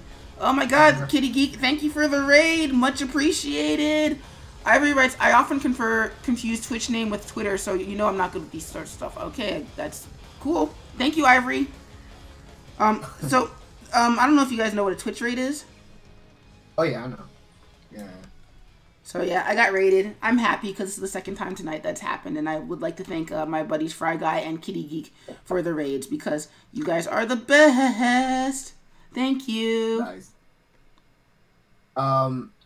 Daniel. Hello. You're like the second biggest Sonic fan in here. What did you think? I thought it was amazing. It was like it was just spot on, really, because that's like the era of Sonic that I'm into. So yeah. it was perfect. Well, what I found last time I did say I wasn't the biggest Sonic fan, and like that's a whole conversation I'm gonna get into. Like, I don't know if I should talk about it this week because Angela's not here, but like, man, the lore that I found out about it just you do realize that half of that is not canon, right? I don't. You know what? At this point, I really don't care what's canon and what's not. The fact that Sonic went in so many directions is amazing to me. I have a video for you then, because Innuendo Studios does a YouTube video where he talks about how Sonic's been pulled in so many directions, and it's kind of confusing, but it also both works and doesn't work. I don't know, like with Mania Adventures though, what really got me was less about the spectacle of it and more the character interactions. Like it was like, look, we already know you know what Sonic can do. Here's him and Dr. Eggman being funny together. Like it was like watching a Wile E. Coyote cartoon, but where they were both exactly what it was like. Yeah, it had like that Tom and Jerry vibe to it. It was perfect. It was perfect. It was timed perfectly. Everything. Yeah, and then the expressions too. It was It amazing. It was beautiful. But I'm gonna switch conversations over to Reboot. Yeah. Now, I have to talk about the Guardian Code because this show is amazing in all the wrong reasons. I'm sorry. It is amazing how wrong they got the show. Wow. It is literally it when I was watching it, the first thing that came to mind was Power Rangers. That's exactly what it's like. And it didn't help that like they had this bad guy whose name this is hilarious to me. The bad guy is named Sorcerer. That's his name. Sorcerer. Like wait, SOURCE. Roar. Yes. That's kind of dumb. It's really dumb. It's really dumb. And it doesn't help that this guy looks like General Palpatine. Yeah, unlimited hilarious. power. Oh my gosh! And it's oh, I could just go on and on about it. It's just go on and on about it, man. It's your show. Okay, so spoilers, right? So the episode begins with oh wait. Actually, before we get into it, like, because we just jumped straight into reboot. We should probably explain what reboot is for people who don't know what reboot is. Right. Okay, so who here like right now knows what reboot is? Well, no, I mean like for the YouTube audience. For them, yeah, too. But like, I know there's like, Jenna. I think you know what reboot is, right? You do. Okay. I think the only one who didn't know was Daniel, and I remember I sent a link to you, and you Yes. were like, you were like, I think I'm done. Well, to be fair, that 3D, even if the story has aged well, that 3D has not. No, it is not. Yeah, at all. I didn't know how else to judge it really. Yeah, I don't blame you. I don't blame you. It's 1994. The thing was done on a floppy disk. Floppy disks. I Those don't blame were you a at all. thing. It's like So- Free Toy Story, right? Say again? I mean, reboot. Is it like Free Toy Story or something? I mean, it's really old. Yeah, it's really old. Yeah. So if you could like Um, summarize it, Trey? Okay, so Reboot is about a show that takes place inside of a place called Mainframe, which is inside of a computer, and it stars this guardian named Bob who protects Mainframe from viruses. Basically, he's a vast. Yeah, basically. And I guess there's a whole lore behind it. I really can't. Let me. So can I try this one? So Yeah, go ahead. basically, Sorry. like reboot basically takes place inside the computer. So imagine inside your computer, it's like Wreck-It Ralph, where there is an entire world of stuff happening, and so everybody programs go about their day. They do all their things, and they're assigned this guardian, which is basically Bob, who is basically your malware protection program. And so what they have to do is they have to protect against viruses, but they also have to protect against the user. And the user is you. So what happens is, like, every time you boot up Sonic Generations, that transports the characters into the world of Sonic Generations, where they have to play the bad guys, because if they do not beat the user, then that part of their world gets deleted. I don't know Every what. time, real quick, let me just interject. Every time that you play a game, you lose. It will destroy part of Mainframe. I thought it was every time you win. Every time you win, yeah. I'm sorry, yeah. Every time you win, you destroy part of Mainframe. Okay. So it's their job to basically be like the Lynels from Legend of Zelda. If you've played Breath of the Wild, it's basically, oh, I'm having fun. No, you're not. This is Dark Souls, screwballs. So for the first 2 seasons, everything is all well and good until I think the 3rd season. Enzo loses. Enzo's one of the main characters, and he loses against the user. And to avoid dying, he gets shunted onto the internet. And then the first half of that season is him trying to get back to Mainframe, and then the second half of the season is Bob trying to reclaim his life. Yeah, let me just explain it. Let me just real quick. When we talk about like this turning point in the show, I mean there is a huge turning point in the show. Like you think it's like the first 2 seasons are like they're really just like very lighthearted. Like they have some seriousness to it, but it's still lighthearted.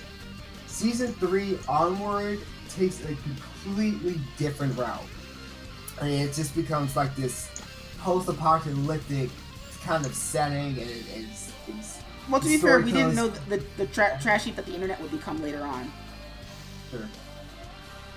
Oh God, did that make it clear in like season 3? Oh my gosh. So, like, along with Transformers Beast Wars, Reboot was one of the premier 3D animated programs. And yeah, like, the 3D hasn't aged very well, but it got some really good performances, it got a lot of great shoutouts, and it's got a bit of a cult following. It's also infamous for ending on a cliffhanger ending that was supposed to be resolved in a movie that never came along. And now Reboot the Guardian Code has come along. And Dre, take it from here. Okay, so everything that you just heard about Reboot, throw it out the window, okay? Because this reboot of Reboot does none of it. None of it. It is the most cliche teen superhero garbage you could ever see. I was flabbergasted by what I saw, because it was like, oh my God, where do I begin with this? How about at the beginning?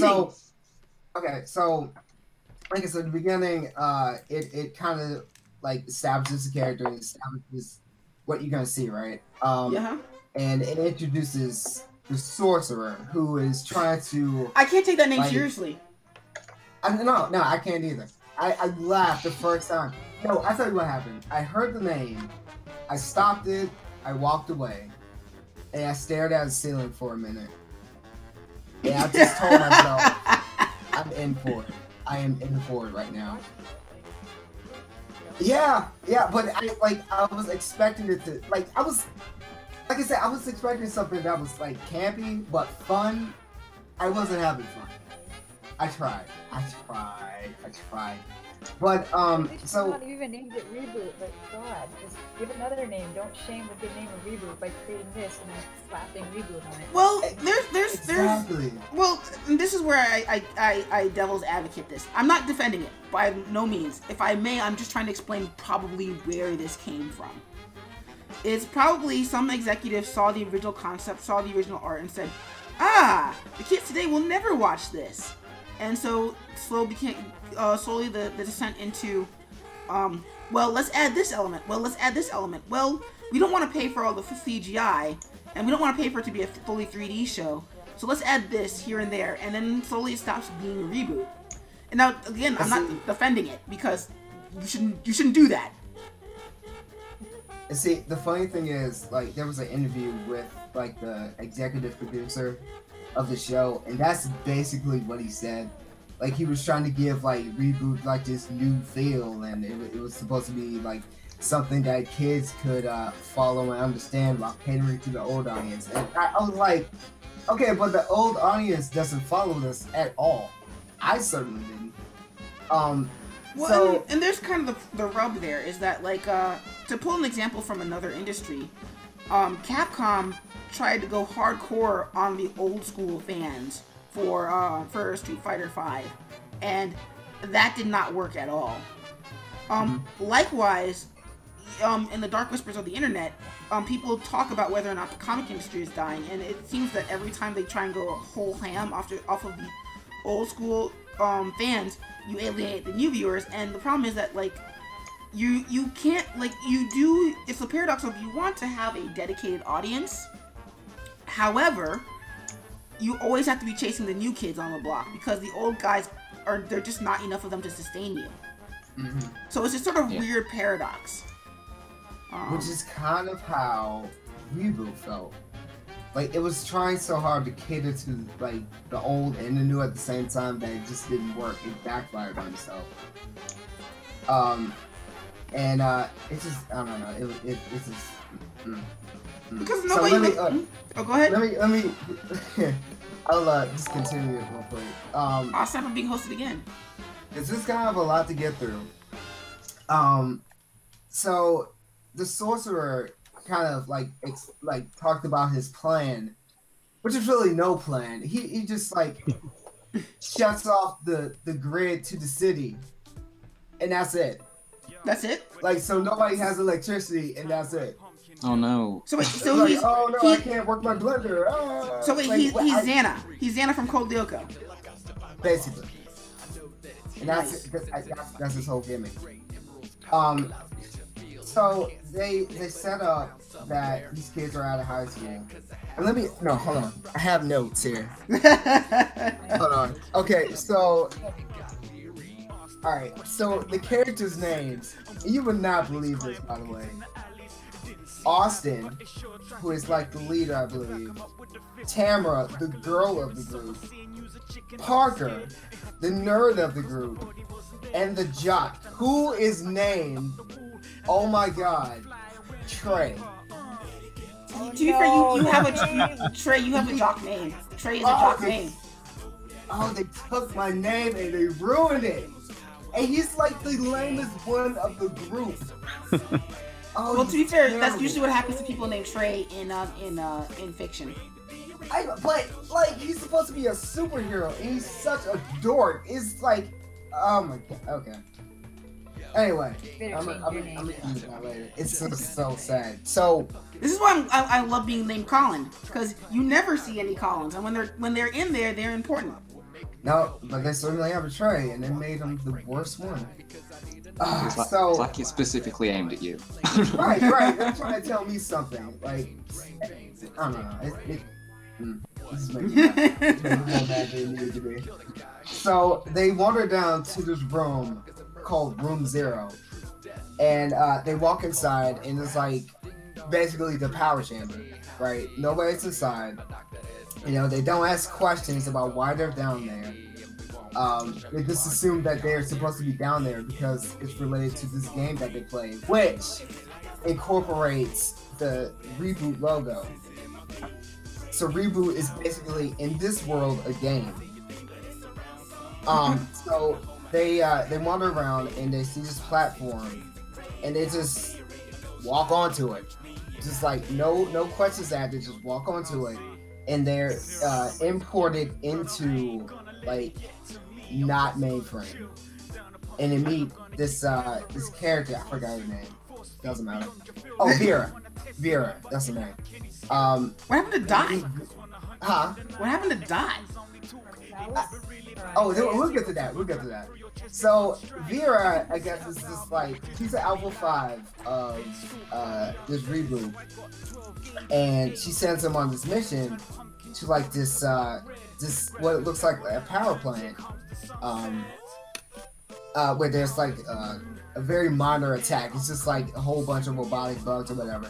So they send them out there. They fight for like 5 minutes. They're done, and they come back. Right. Nothing else happens throughout the rest of the episode. That's just episode 1. Wow. Yeah. So it's awful. It's awful. I even wrote down like it's Power Rangers Guardian Code. That's essentially what it is. Well, wait, how did that? You mean Power Rangers Lyoko? Power Rangers Lyoko, Power Rangers Reboot Guardian Code, the sequel, whatever. It's not Reboot. So we get to the second episode, and this, by the way, I stopped at episode 3 because I just can't. I can't. So bad you just can't. No, right. So we get to episode 2, and they reintroduce Megabyte. And wait, who's doing the voice of Megabyte? Because like Tony J passed away like a long time ago. I forgot who it was. Is it a deep baritone? Because I will only accept the deep baritone. No, it's definitely deep baritone. It sounds like him. So much so that I actually thought that it was the same voice actor, but it's not. It's definitely not. Yeah, because again, rest in peace, Tony J. But he doesn't do a bad job. He sounds very, very close to the original. The issue is, and I know this is very early on, the CGI is terrible. It's terrible, and I hate to say that because I always like to give like animation the benefit of the doubt. Oh, I don't. But it's not good. It's really not good. I mean, I'm telling you, it's like nothing has changed from like 1994 until now with the show. Well, does it feel like a stylistic choice, or does it feel like they genuinely were not good? I feel like they did not try. They genuinely did not care. And it's sad. Because like I said, it's like nothing else has updated. Because, you know, I'm looking at it and I should be like blown away by some of the tech in the show and whatever. It's not good. Wah. Yeah. So episode 2 begins. Megabyte talks to the sorcerer now because there's like a two-way connection. Is there something else you can call him? Because like the disconnect in my brain is just not handling it. We just call him Palpatine. Okay. So Palpatine talks to Megabyte because now there's like a two-way connection, and Megabyte, like, I guess, is forcibly agreed to help Palpatine take over the world. Like, I don't know. It's vague. It's vague. And this is an episode where the new Guardians meet Megabyte, and you know, it's I guess everybody's starting to learn like their powers and whatever. Weak fight. And I guess somehow I was really confused because I was bored at this point. Megabyte, like, what happened in my notes? Because I really don't remember what happened. That's not the mark of a good show. It's not. It's just I was so dazed by what was going on. I just remember that Megabyte has like this new form of power, and now he has like this castle that he's in now, and it's I don't know. Basically, put Megabyte in like a Lord Zed position, and there you go. So I guess what I'm following is that Megabyte and Palpatine are in cahoots now to take over the world, and it's up to the Guardians to stop him. And that's it. Now, someone brought up Dot's Diner, right? Or Dot. Yes. There's a brief cameo of Dot's Diner in the background, and that's it. Dot is not there. Nobody is in there. It looks like it's dead. To be fair, CGI is probably very expensive. No. I mean, they did nothing with it. It was just like, hey, this was a thing. All right, next thing. I was happy that they showed it, but I was disappointed that they spent so little time with it. Like Megabyte didn't even turn around to see it. It was useless. He's like, oh, that old place. Maybe they're saving it for season 2. Whatever. Just like, oh, okay, well, cool, great, fan service. So, I'm moving on to episode 3, which is just a complete. I'm not getting into it. I really am not. Is that bad? Is that bad? And then, like, I really just I want to tackle like episode 4 real quick because I saw the beginning of it. And I guess I'll finish it later. But episode 4 centers around like this cat virus. Cat virus. Mm-hmm. Like, I mean, I hate to Metal Gear you here, but the cat virus. Like everybody's phone is packed with like this cat video. And I just like in my head, I was like, I know where this is going. I know where this is going. You don't even have to say anything. I know where this is going. Cat videos, popular. Oh, they're so cute. Oh, I get it. Okay. This is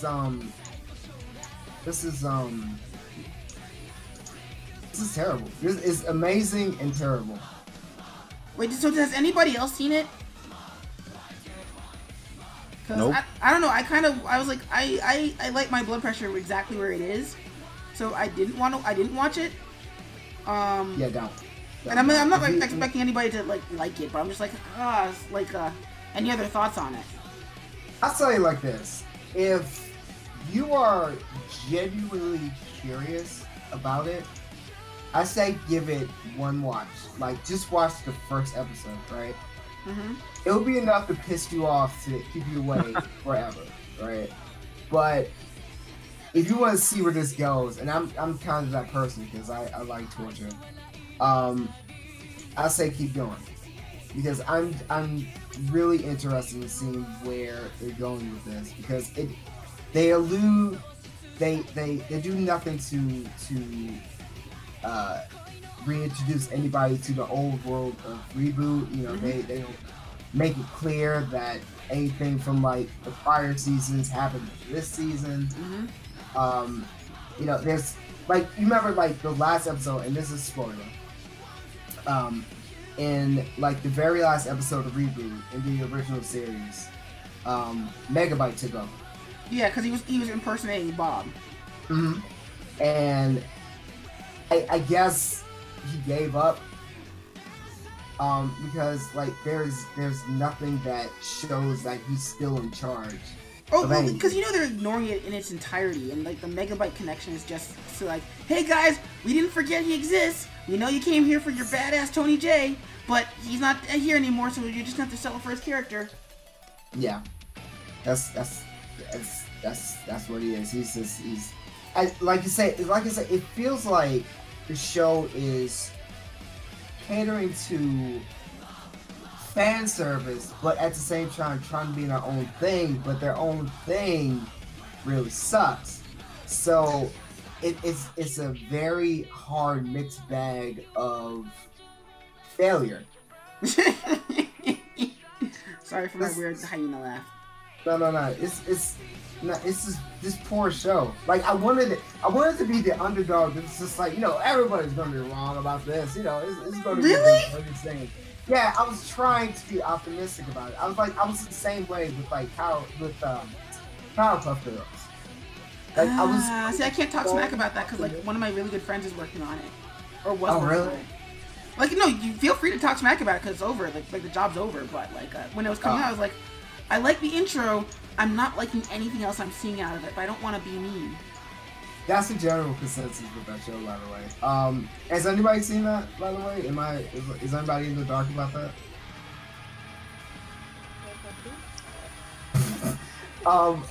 So it's just a show about 3 bug-eyed girls who save their city. Well, it's the issue that like Looney Tunes. Okay. Well, it's sort of the issue that Looney Tunes show ran into, like the new Looney Tunes show. Like there's that whole idea that like you kind of have to update for the times, and so like a vaudeville Charlie Chaplin, Buster Keaton-esque comedy is not what we do as comedy anymore. It's more like Friends style, like 3 people standing around talking to each other and hoping that the jokes are funny, and like that's great for live action where you don't have the benefit of animation and you don't have the budget to do like Buster Keaton-esque pranks and stunts anymore. But not for animation where it's like you can still do that stuff and like screw the censors. So it's the same problem with Powerpuff Girls. Like animation is such a different thing and it keeps evolving and turning into something new, and you have to keep up with the times or else you're just going to really fall back. So it's sort of the same issue with Powerpuff Girls where it's like where we're trying to be Victorious or Drake and Josh or any of those other Nickelodeon TV shows that I'm not really watching because my niece isn't old enough to watch them yet. And it's like, that's great for live action, but that's not great for animation. And there has to be more to you than just memes. I'm looking at you, both Teen Titans Go and Sonic Boom. Like, there needs to be something of substance carrying it, not just, hey, look, here's what's funny with the kids these days. Or here's what's funny with the kids who are complaining about us these days. Right.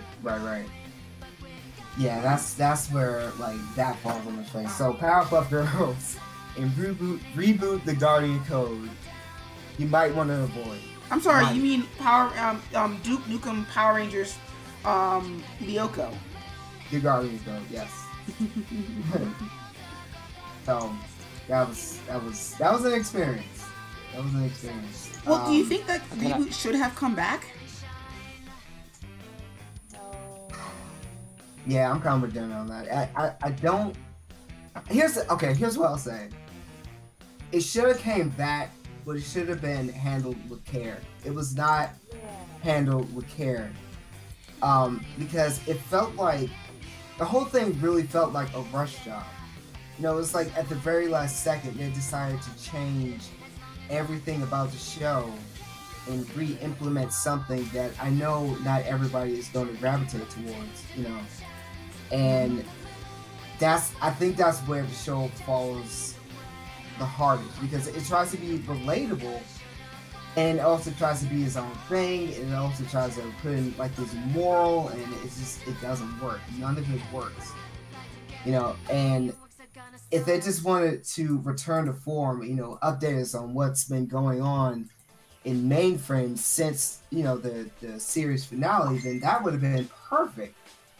Yeah, but then you would have lost all the new kids. Well, you know what? Honestly, I really don't care. I really don't care.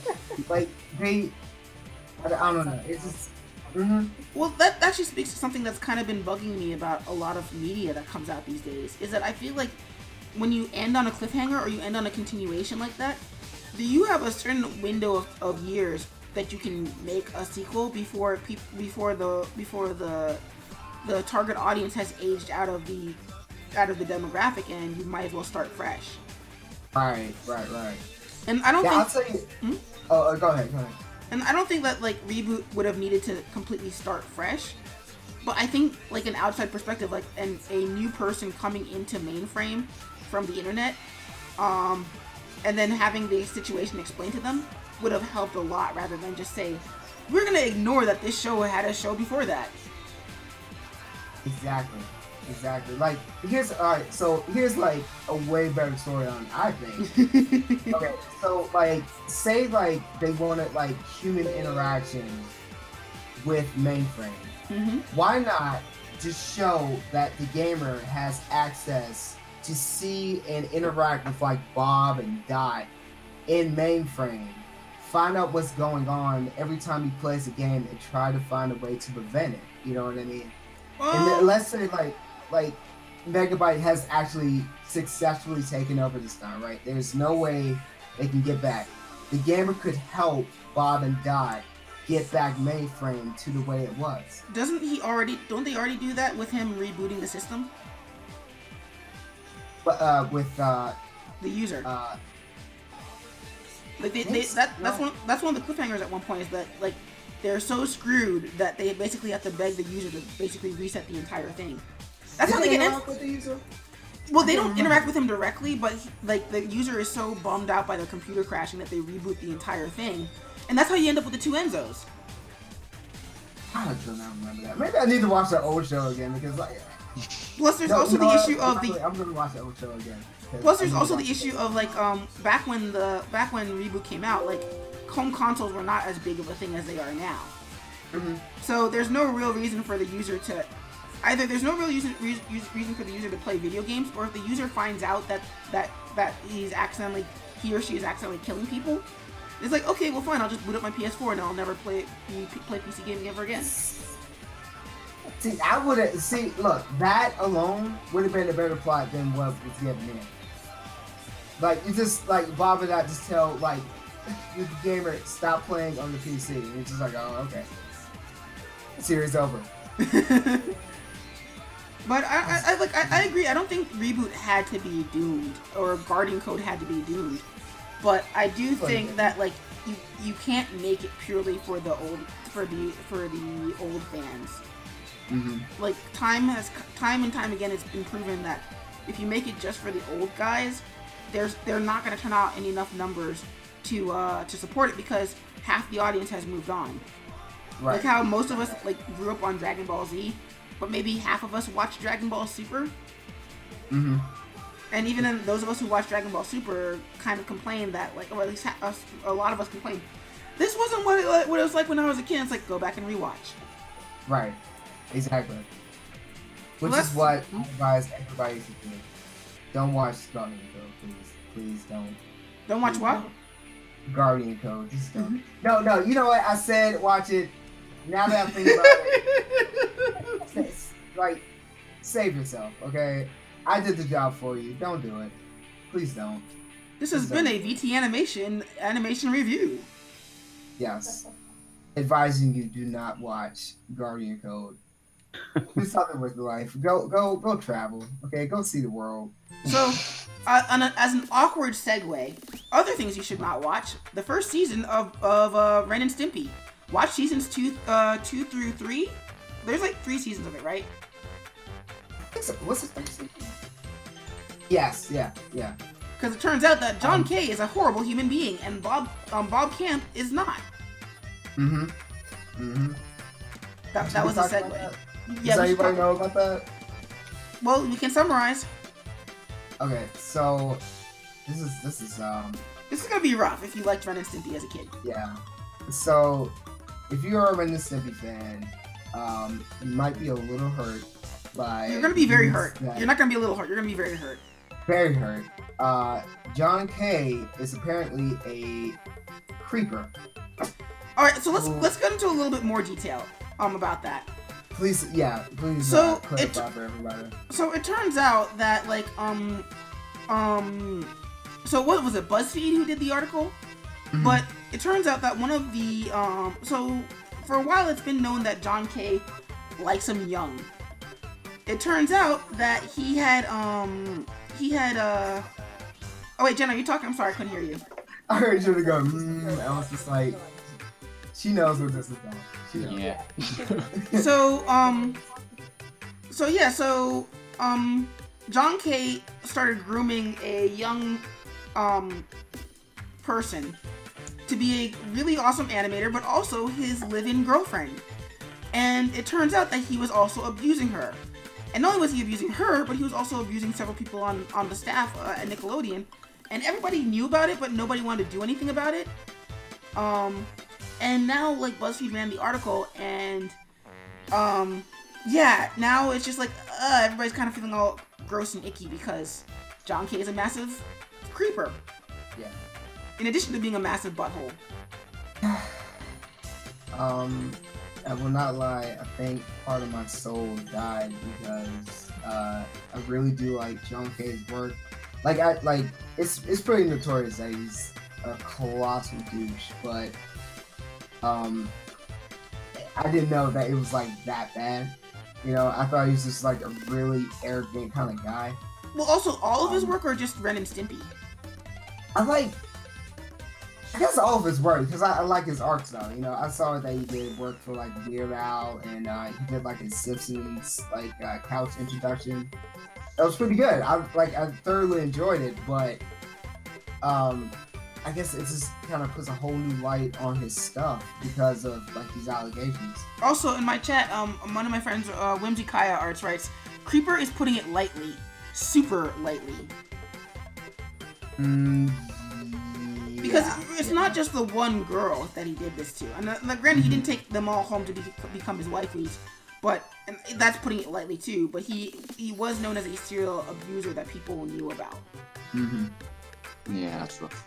Yeah, I mean, he kind of put himself in the It's corner. nice that nowadays these kind of things are coming out though, like how they were hidden before. Now everyone's coming out about all these like situations that are happening. I'm just really glad that people are speaking up. Yeah, Yeah. definitely. Because this could have been kept in the shadows for a very, very long time. One, there's also the issue of that, we're lucky that there's the power of the Me Too movement. We also have to remember that a lot of people who didn't speak up were not doing so because their jobs were on the line if they did. Right. Like, who are you gonna believe? Random intern or John K? Which seems kind of gross now that we're thinking about it in hindsight, but now that we have the benefit of the Me Too movement, we can start talking more about these things. Right. Which kind of like, this is not like, I guess, art animated related, but like, I think Nickelodeon is having a really hard time right now because they just got rid of Dan Schneider too. Yeah. Yeah. So if anybody doesn't know who Dan Schneider is, he is like, oh man, he's just like, I guess really to be fair, he's like a legend in Nickelodeon because he created multiple shows. So so let's back up about what he actually does. So he's either a producer or a creator. He's some sort of manager who's basically responsible for almost all of their live action shows. So like Drake and Josh, iCarly, Miranda Cosgrove's entire career, their more recent shows like Victorious and all the other things that I can barely name off the top of my head because again my niece isn't old enough to watch these things, disclaimer. And so had been known that he would kind of be inappropriate around the young co-stars, but nothing was ever concrete about it until now.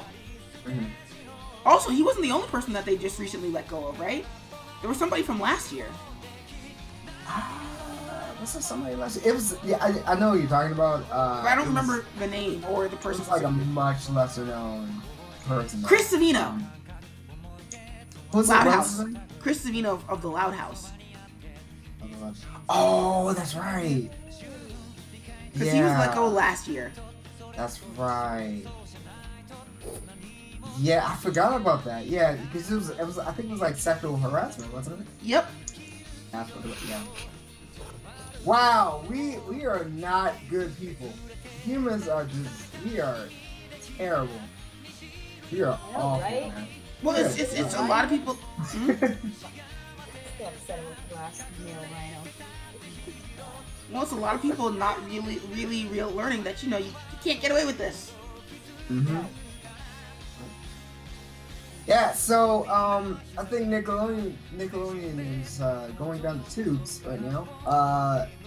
Well, the question is, does this actually stop anything? Because like Chris Savino getting the boot didn't stop the Loud House from being made. And I guarantee you that the next in line after Dan Snyder is going to get his job. Now I will say this: I'm not the one who completely shuns somebody's work after like an allegation. Like what they did was wrong, but I don't completely dismiss what they did. Well, I think it depends on the work. Like if it's like I'll say it like this: like I'm not gonna get like a lot of flack for this, but like Bill Cosby, what he did was like not good. It was not good. Let me reiterate that. It was not good. But I will not be the first one to say that all this stuff was terrible. You know what I mean? I'm not going to say like I was never a fan or anything like that. I'm still am a fan of his work. But what he did was not good. See, and that's where I sort of take issue, not with what you're saying, but like with Cosby, because Cosby was known for preaching a lot of respectability politics. So for those who don't know, respectability politics in the black community basically refers to the idea that if you dress in a way that is socially acceptable, i.e. more white, i.e. you pull up your pants, you don't wear the hoodies, you don't wear the chains, you don't wear the fake teeth, you turn your ball cap the right way, but then society, read white people, will not have a problem with you.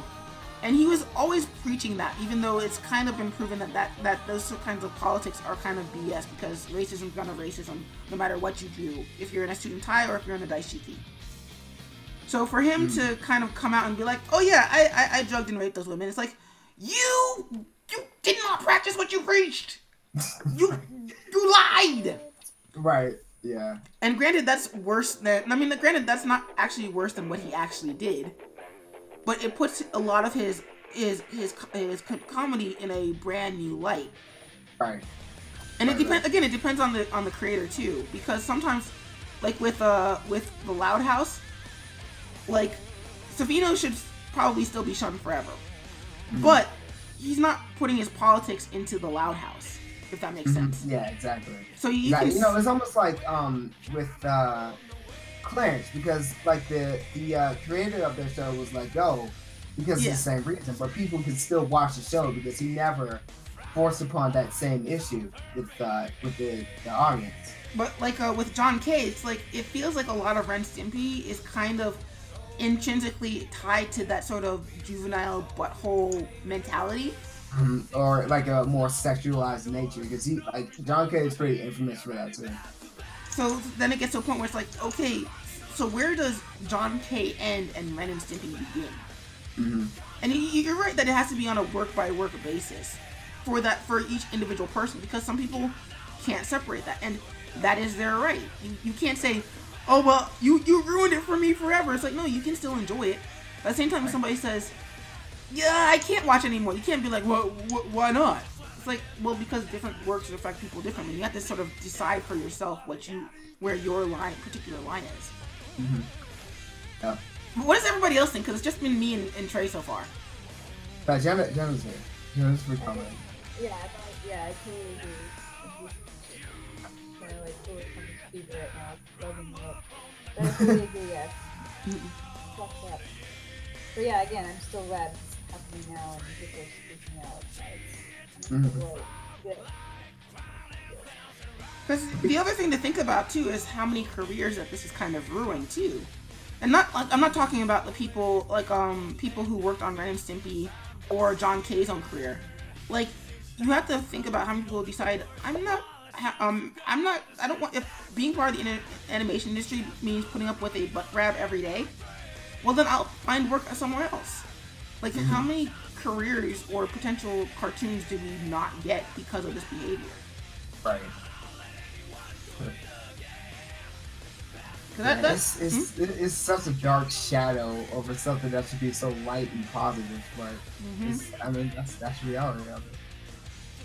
I'm still fear people about the whole cartoon art industry not being not as easily getting a job as opposed to other industries. So they're like, oh, I better keep my job because I know it's gonna be hard out there. I'm not gonna get any jobs. So I wonder if that fear that's inciting me. Plus the industry is really small. So if you get a reputation for being fired, it doesn't matter what you did. It's like, oh well, I guess that person's not hireable. It's like, no, I was whistleblowing on a bad guy. Well, we believe the bad guy. it puts everybody front and center. It really does ruin the reputation of everybody involved. Like, you were part of this. I want to shift topics real quick because this just got dark. So, You know the news.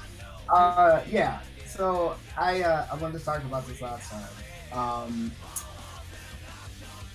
I think everybody in the animation industry can agree. There is one show that sparked a resurgence of Cartoon Network. And it brought on like this animation renaissance that I think everybody still aspires to today. What time is it? Adventure Time is almost over. Yep. And Oh, it's so sad. I'm just gonna like nerd out real quick because this show like changed my life. So the show came out in like I think it was like 2010, right? It was like around that time. I think that was around the time I was really considering doing like live action stuff like special effects and whatnot. And this new show comes around, and I'm just like, oh, okay, cool. Yeah, well, I'll check it out. I look at one episode, and my whole perspective on animation changed that day. I was in awe of what I saw. I was like, from that point on, I was just like, I want everything to do with animation now.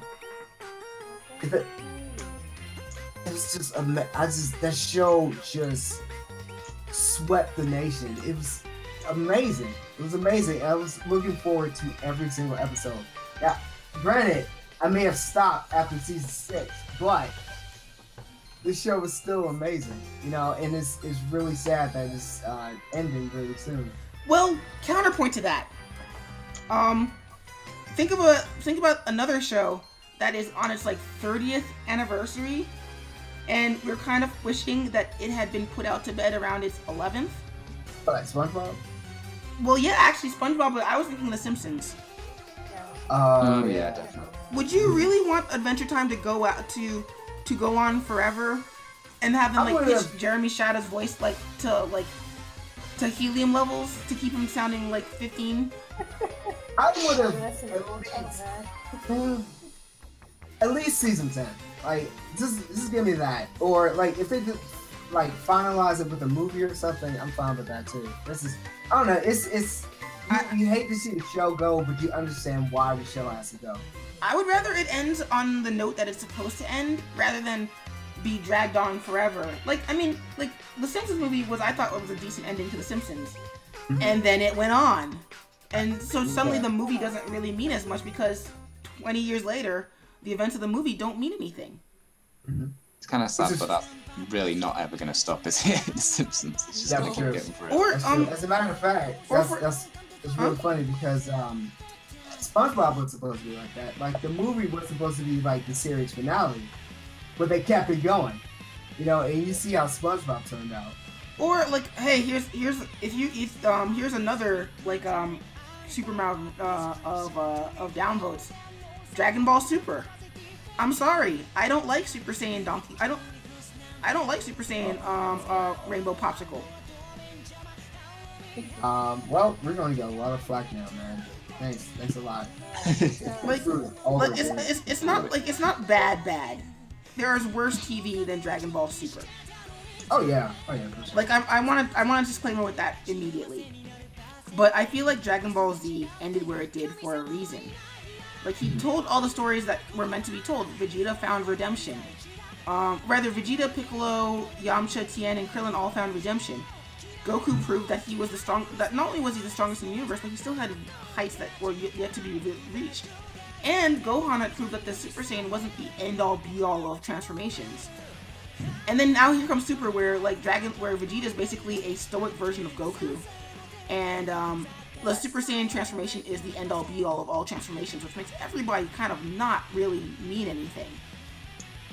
Like, I know they invited Krillin for the Universe Survival Tournament because he's supposed to be the smart guy. or rather be as smart as Piccolo when it comes to fighting. But oh, by the way, it's all about Goku again. So by the end of the show, nothing has happened that's really mattered other than Goku and Vegeta have found a new color to dye their hair. Right. Right. Or as Honest Trailers puts it, vanilla, bubblegum, and hot topic. Hot. That's funny. So yeah, I think like yeah, is it said that Adventure Time is ending?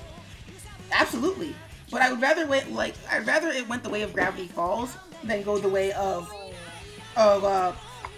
name a show, any show. Right. Or Yeah. every other show for that matter. Right. Exactly.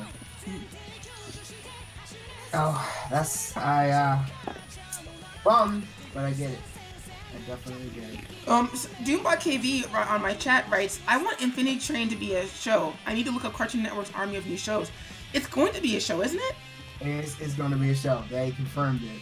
Yeah, so you're good, Doombot. You're good. Oh man. Does anybody know about Infinity Train, by the way? Because it's like a short on Cartoon Network, right? Well, no, it's on line right now. If you want to see it. Yeah, I think I've seen it. Yeah. It's so good. Really? It's amazing. It's very pretty. Corgis. It wasn't for me. Yes. Corgis. That gets me so hard. It was so Like cute, man. It's just I love it. I love it. And like not gonna lie, it wasn't for me, but I'm glad it's becoming a new show. oh yeah, definitely. Because I think Cartoon Network needs this. Well, I feel like Cartoon Network needs to stop riding the Teen Titans Go train. Yeah, that's what I'm saying. Like this. Man, should be we're the just show shooting for that, all the downvotes like, today. explains them. Huh? We're just shooting for all of the hate tonight. I know. You're so negative right It's now. everyone. Well, it's not so much we're negative as we just like have unpopular opinions. That too. Very unpopular opinion. Now, granted, with Teen Titans Go, I've kind of come to a conclusion that you know what, you people are free to like it if they want. I'm not gonna call them morons for it. Good, because I like it. Yeah. I think that's a general consensus Like of everybody. Well, no, because Has like an ace of like 20. I think this is an issue I had with a friend of mine, because she didn't invite me out to California. Rather, no, actually, I was out there for CTN, and she offered to let me stay with her, and she was flabbergasted that I had never seen Stranger Things, and I was just like, I acknowledge that it's good, it's just not for me. And she's like, she couldn't reconcile that in her brain. It's like, so wait, you don't like it? I'm like, yes, I don't like it. So you think it's bad? No. It's not for me. Well, it's not even that I haven't seen it. It's just that particular brand of 80s nostalgia does not appeal to me. So I'm of the camp that I will never see it. But not because I think it's bad. It's just not something that I will like. And that's fine. Right. You just Like- know what you like. That's totally respectable. Mm-hmm. Definitely. And I think now granted I have watched Teen Titans Go and I just do not like it. But I'm also of the opinion, in this one case, that popular consensus can't be wrong. Now, it can be wrong in other places, like cough cough Bayformers. Stop watching those gosh darn movies. But in this case, it's not hurting anybody, and the jokes are pretty clever. Like the episode where they meet up with their voice actors is pretty funny. Right. Or where they poke fun of at the tone of the show, or rather the reception to the tone of the show. It's like, you're not getting your old Teen Titans back. If you don't like it, go watch your old Teen Titans or go watch Young Justice, but that's not us. Mm-hmm. So, and I that's pretty clever for that show. It's just not for me. Not for me either. Not for me either. Not in any shape, way, or form. And that's okay. So other than Infinity Train and Sonic Mania Adventures becoming things, there's got to be some more good things that we can talk about. Yes. There's a new show coming out that is, I believe it's by like some of the creators of Steven Universe, called Craig of the Creek. Oh, I heard about that. It is adorable. Oh, and it is so good. I love it. It's this kid. For anybody who doesn't know, it's about this kid and it's two friends, and every day after school they'll go to like this creek, and they'll hang out and have like these imaginary adventures. You know, it's almost like in the same vein of what's a good show to compare it to? Maybe like Clarence, where like the adventure becomes bigger than themselves. You know, Yeah. It's kind of like that, but in a more like I guess like cutesy fashion. I guess like I really had to compare it to this, but it's like Backyardigans. You know, does anybody know what I'm talking about when I say that? All I know is that the Backyardigans got their design stolen Jack for Dragon Ball Super, but yeah. Outside of that, it's kind of like that. So it's very cute show. The short is on, I think it's on the official Cartoon Network YouTube channel right now. But they just confirmed it for a series. Which I think seems to be a thing these days. Like one of my favorite webcomics, Harpyg, HRPYG. Like it's not like RP. Like I had to say it out loud a few times to get the joke.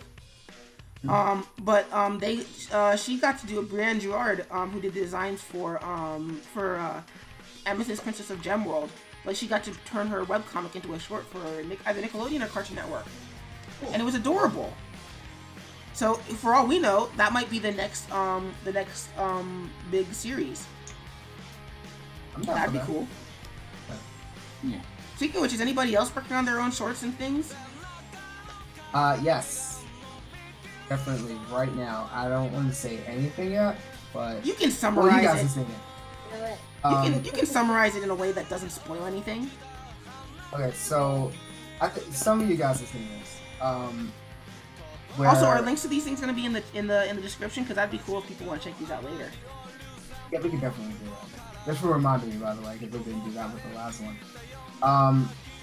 Basically, a rabbit owns a bed and breakfast. That's all I'm going to tell you. Oh man, I'm hooked. There you go. See? Best series ever. Boom. I did it. Right. Rabbits in the bed and breakfast? Come on. Like, Hey, it could be good. yeah. I say it could be good, like it's not good already. Oh man. It might be good. Yeah. Still dubious, but alright, keep going. So I think I was like all like the whole animation news. Wait, is anybody else doing stuff? Oh yeah. Cause I know Trey's not the only one working on things. I mean- we're just talking. I guess it's alright. Alright. Well, I guess I will withhold the Crimson Fly shilling for another time. Yeah. Alright, let me see how much time we have. It's- We're pushing an hour. We have a couple of minutes left. I just want to bring up one more thing. So I know a lot of us are into comic books. Yeah? Is anybody in the Power Rangers? I know where you're going with this, but yeah. Okay.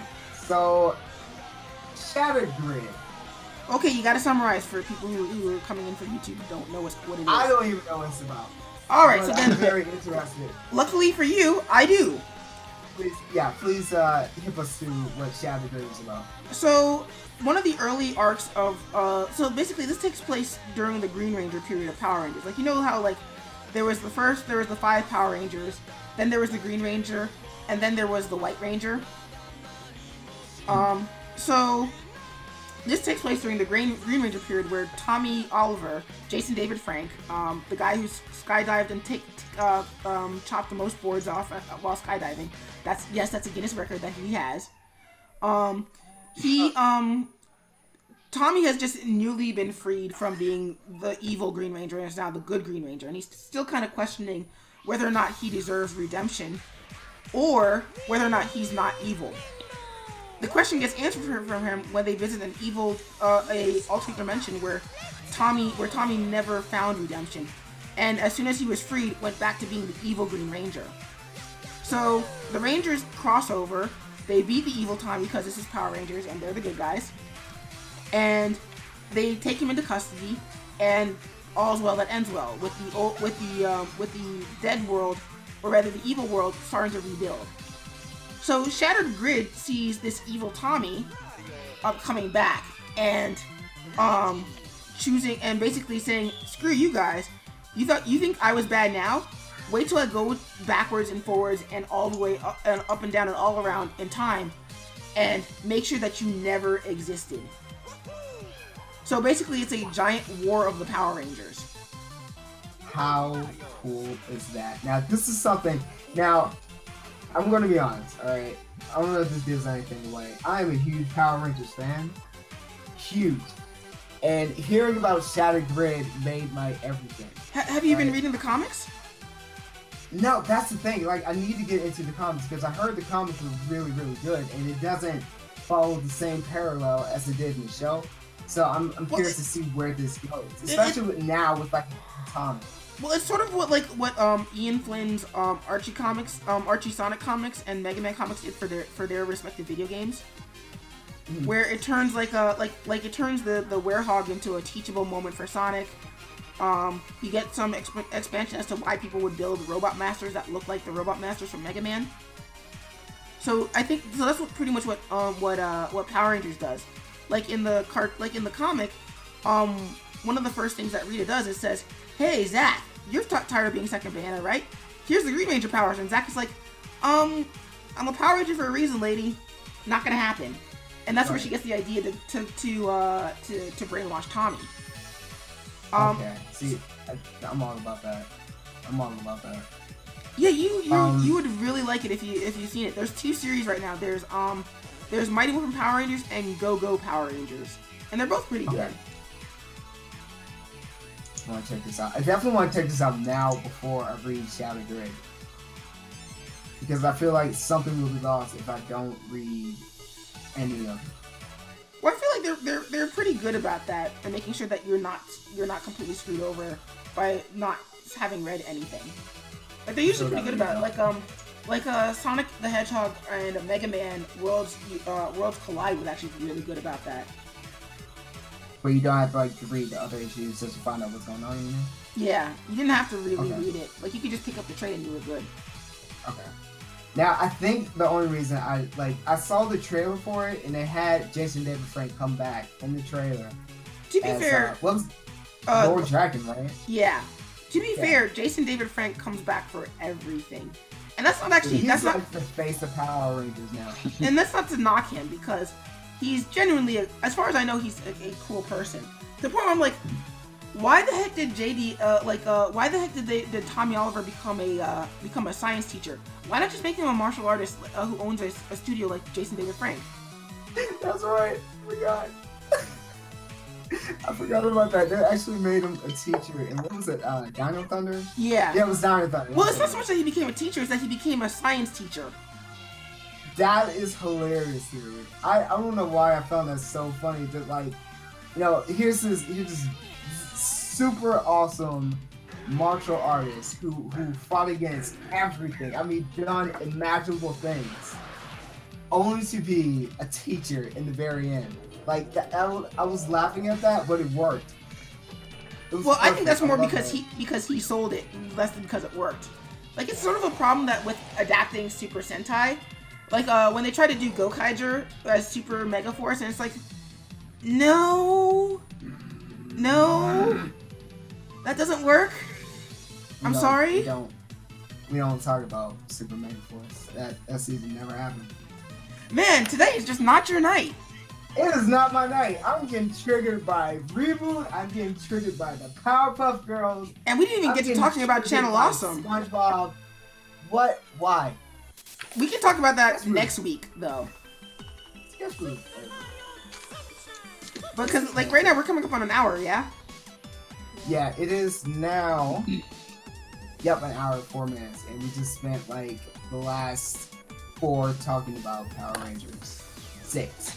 Last 6 minutes talking about Power Rangers.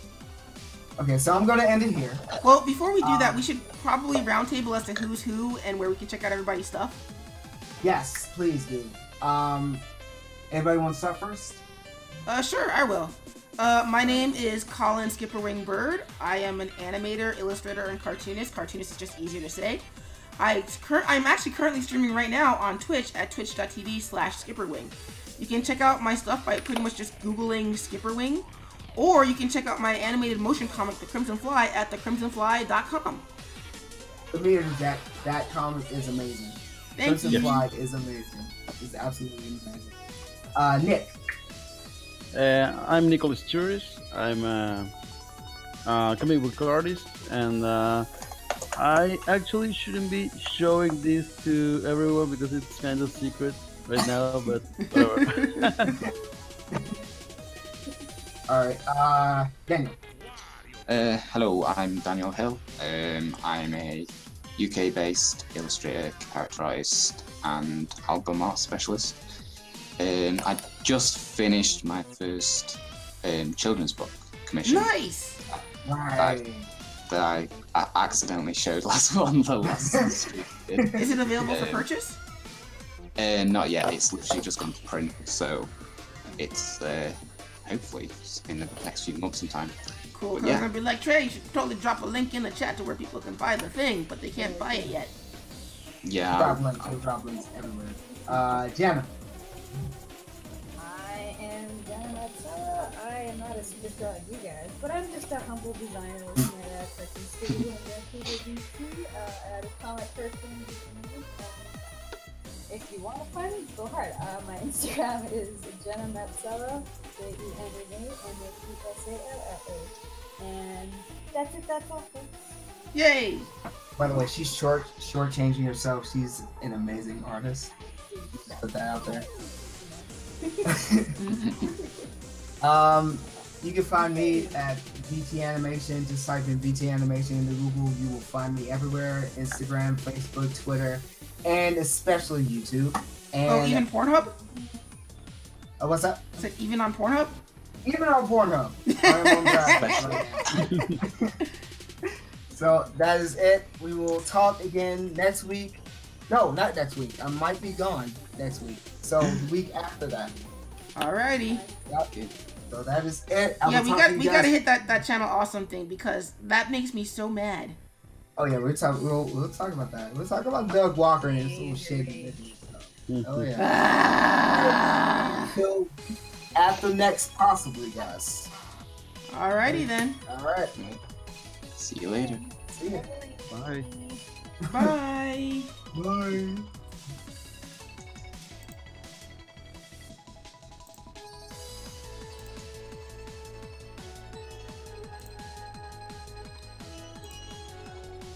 Alright, Skipperlings, on that note, I am actually going to call it a night on my stream. Thank you guys for hanging out. Thank you also for chilling out on during sketch peeps. So thank you. I would like to thank Fry Guy 86, Kitty Geek US, and 3D Hero for hosting me. I'd like to thank Doombot KV, and why isn't it telling me it's unavailable? That's annoying. Let's go to the viewer list on Twitch. So I'd like to thank Fry Guy 86 and Whimsikai Arts, aka DJ Pun Police, for moderating my stream. I'd like to thank Fry Guy 86, 3D Hero City, and Kitty Geek US for hosting and for the raids. Thank you guys. I can't do it without you guys. I'd like to thank 3D Hero City, Best Evar, Doombot KV, IDTV, Ivory Lucky 777, Mooma the Troller 1997, Rakanel, Sawcat Ape, and WalkZZ for hanging out. And yeah, that's it for tonight's stream. The next stream will be Monday, April 2nd, apparently, at 7 p.m. Eastern Standard Time to 10 p.m. Eastern Standard Time, usually. Then we will be working on our black and white illustration, aka our follower goal, which we met, and Whimsikai won the giveaway for that. And then on Wednesday we'll be working on our sketch illustration for Lady Benegaru, who won the raffle for the March Bit goal. So thank you guys for hanging out, and I'll catch you on the next Skip stream. Skip's got a dip, and I will catch you on the flip. Bye-bye.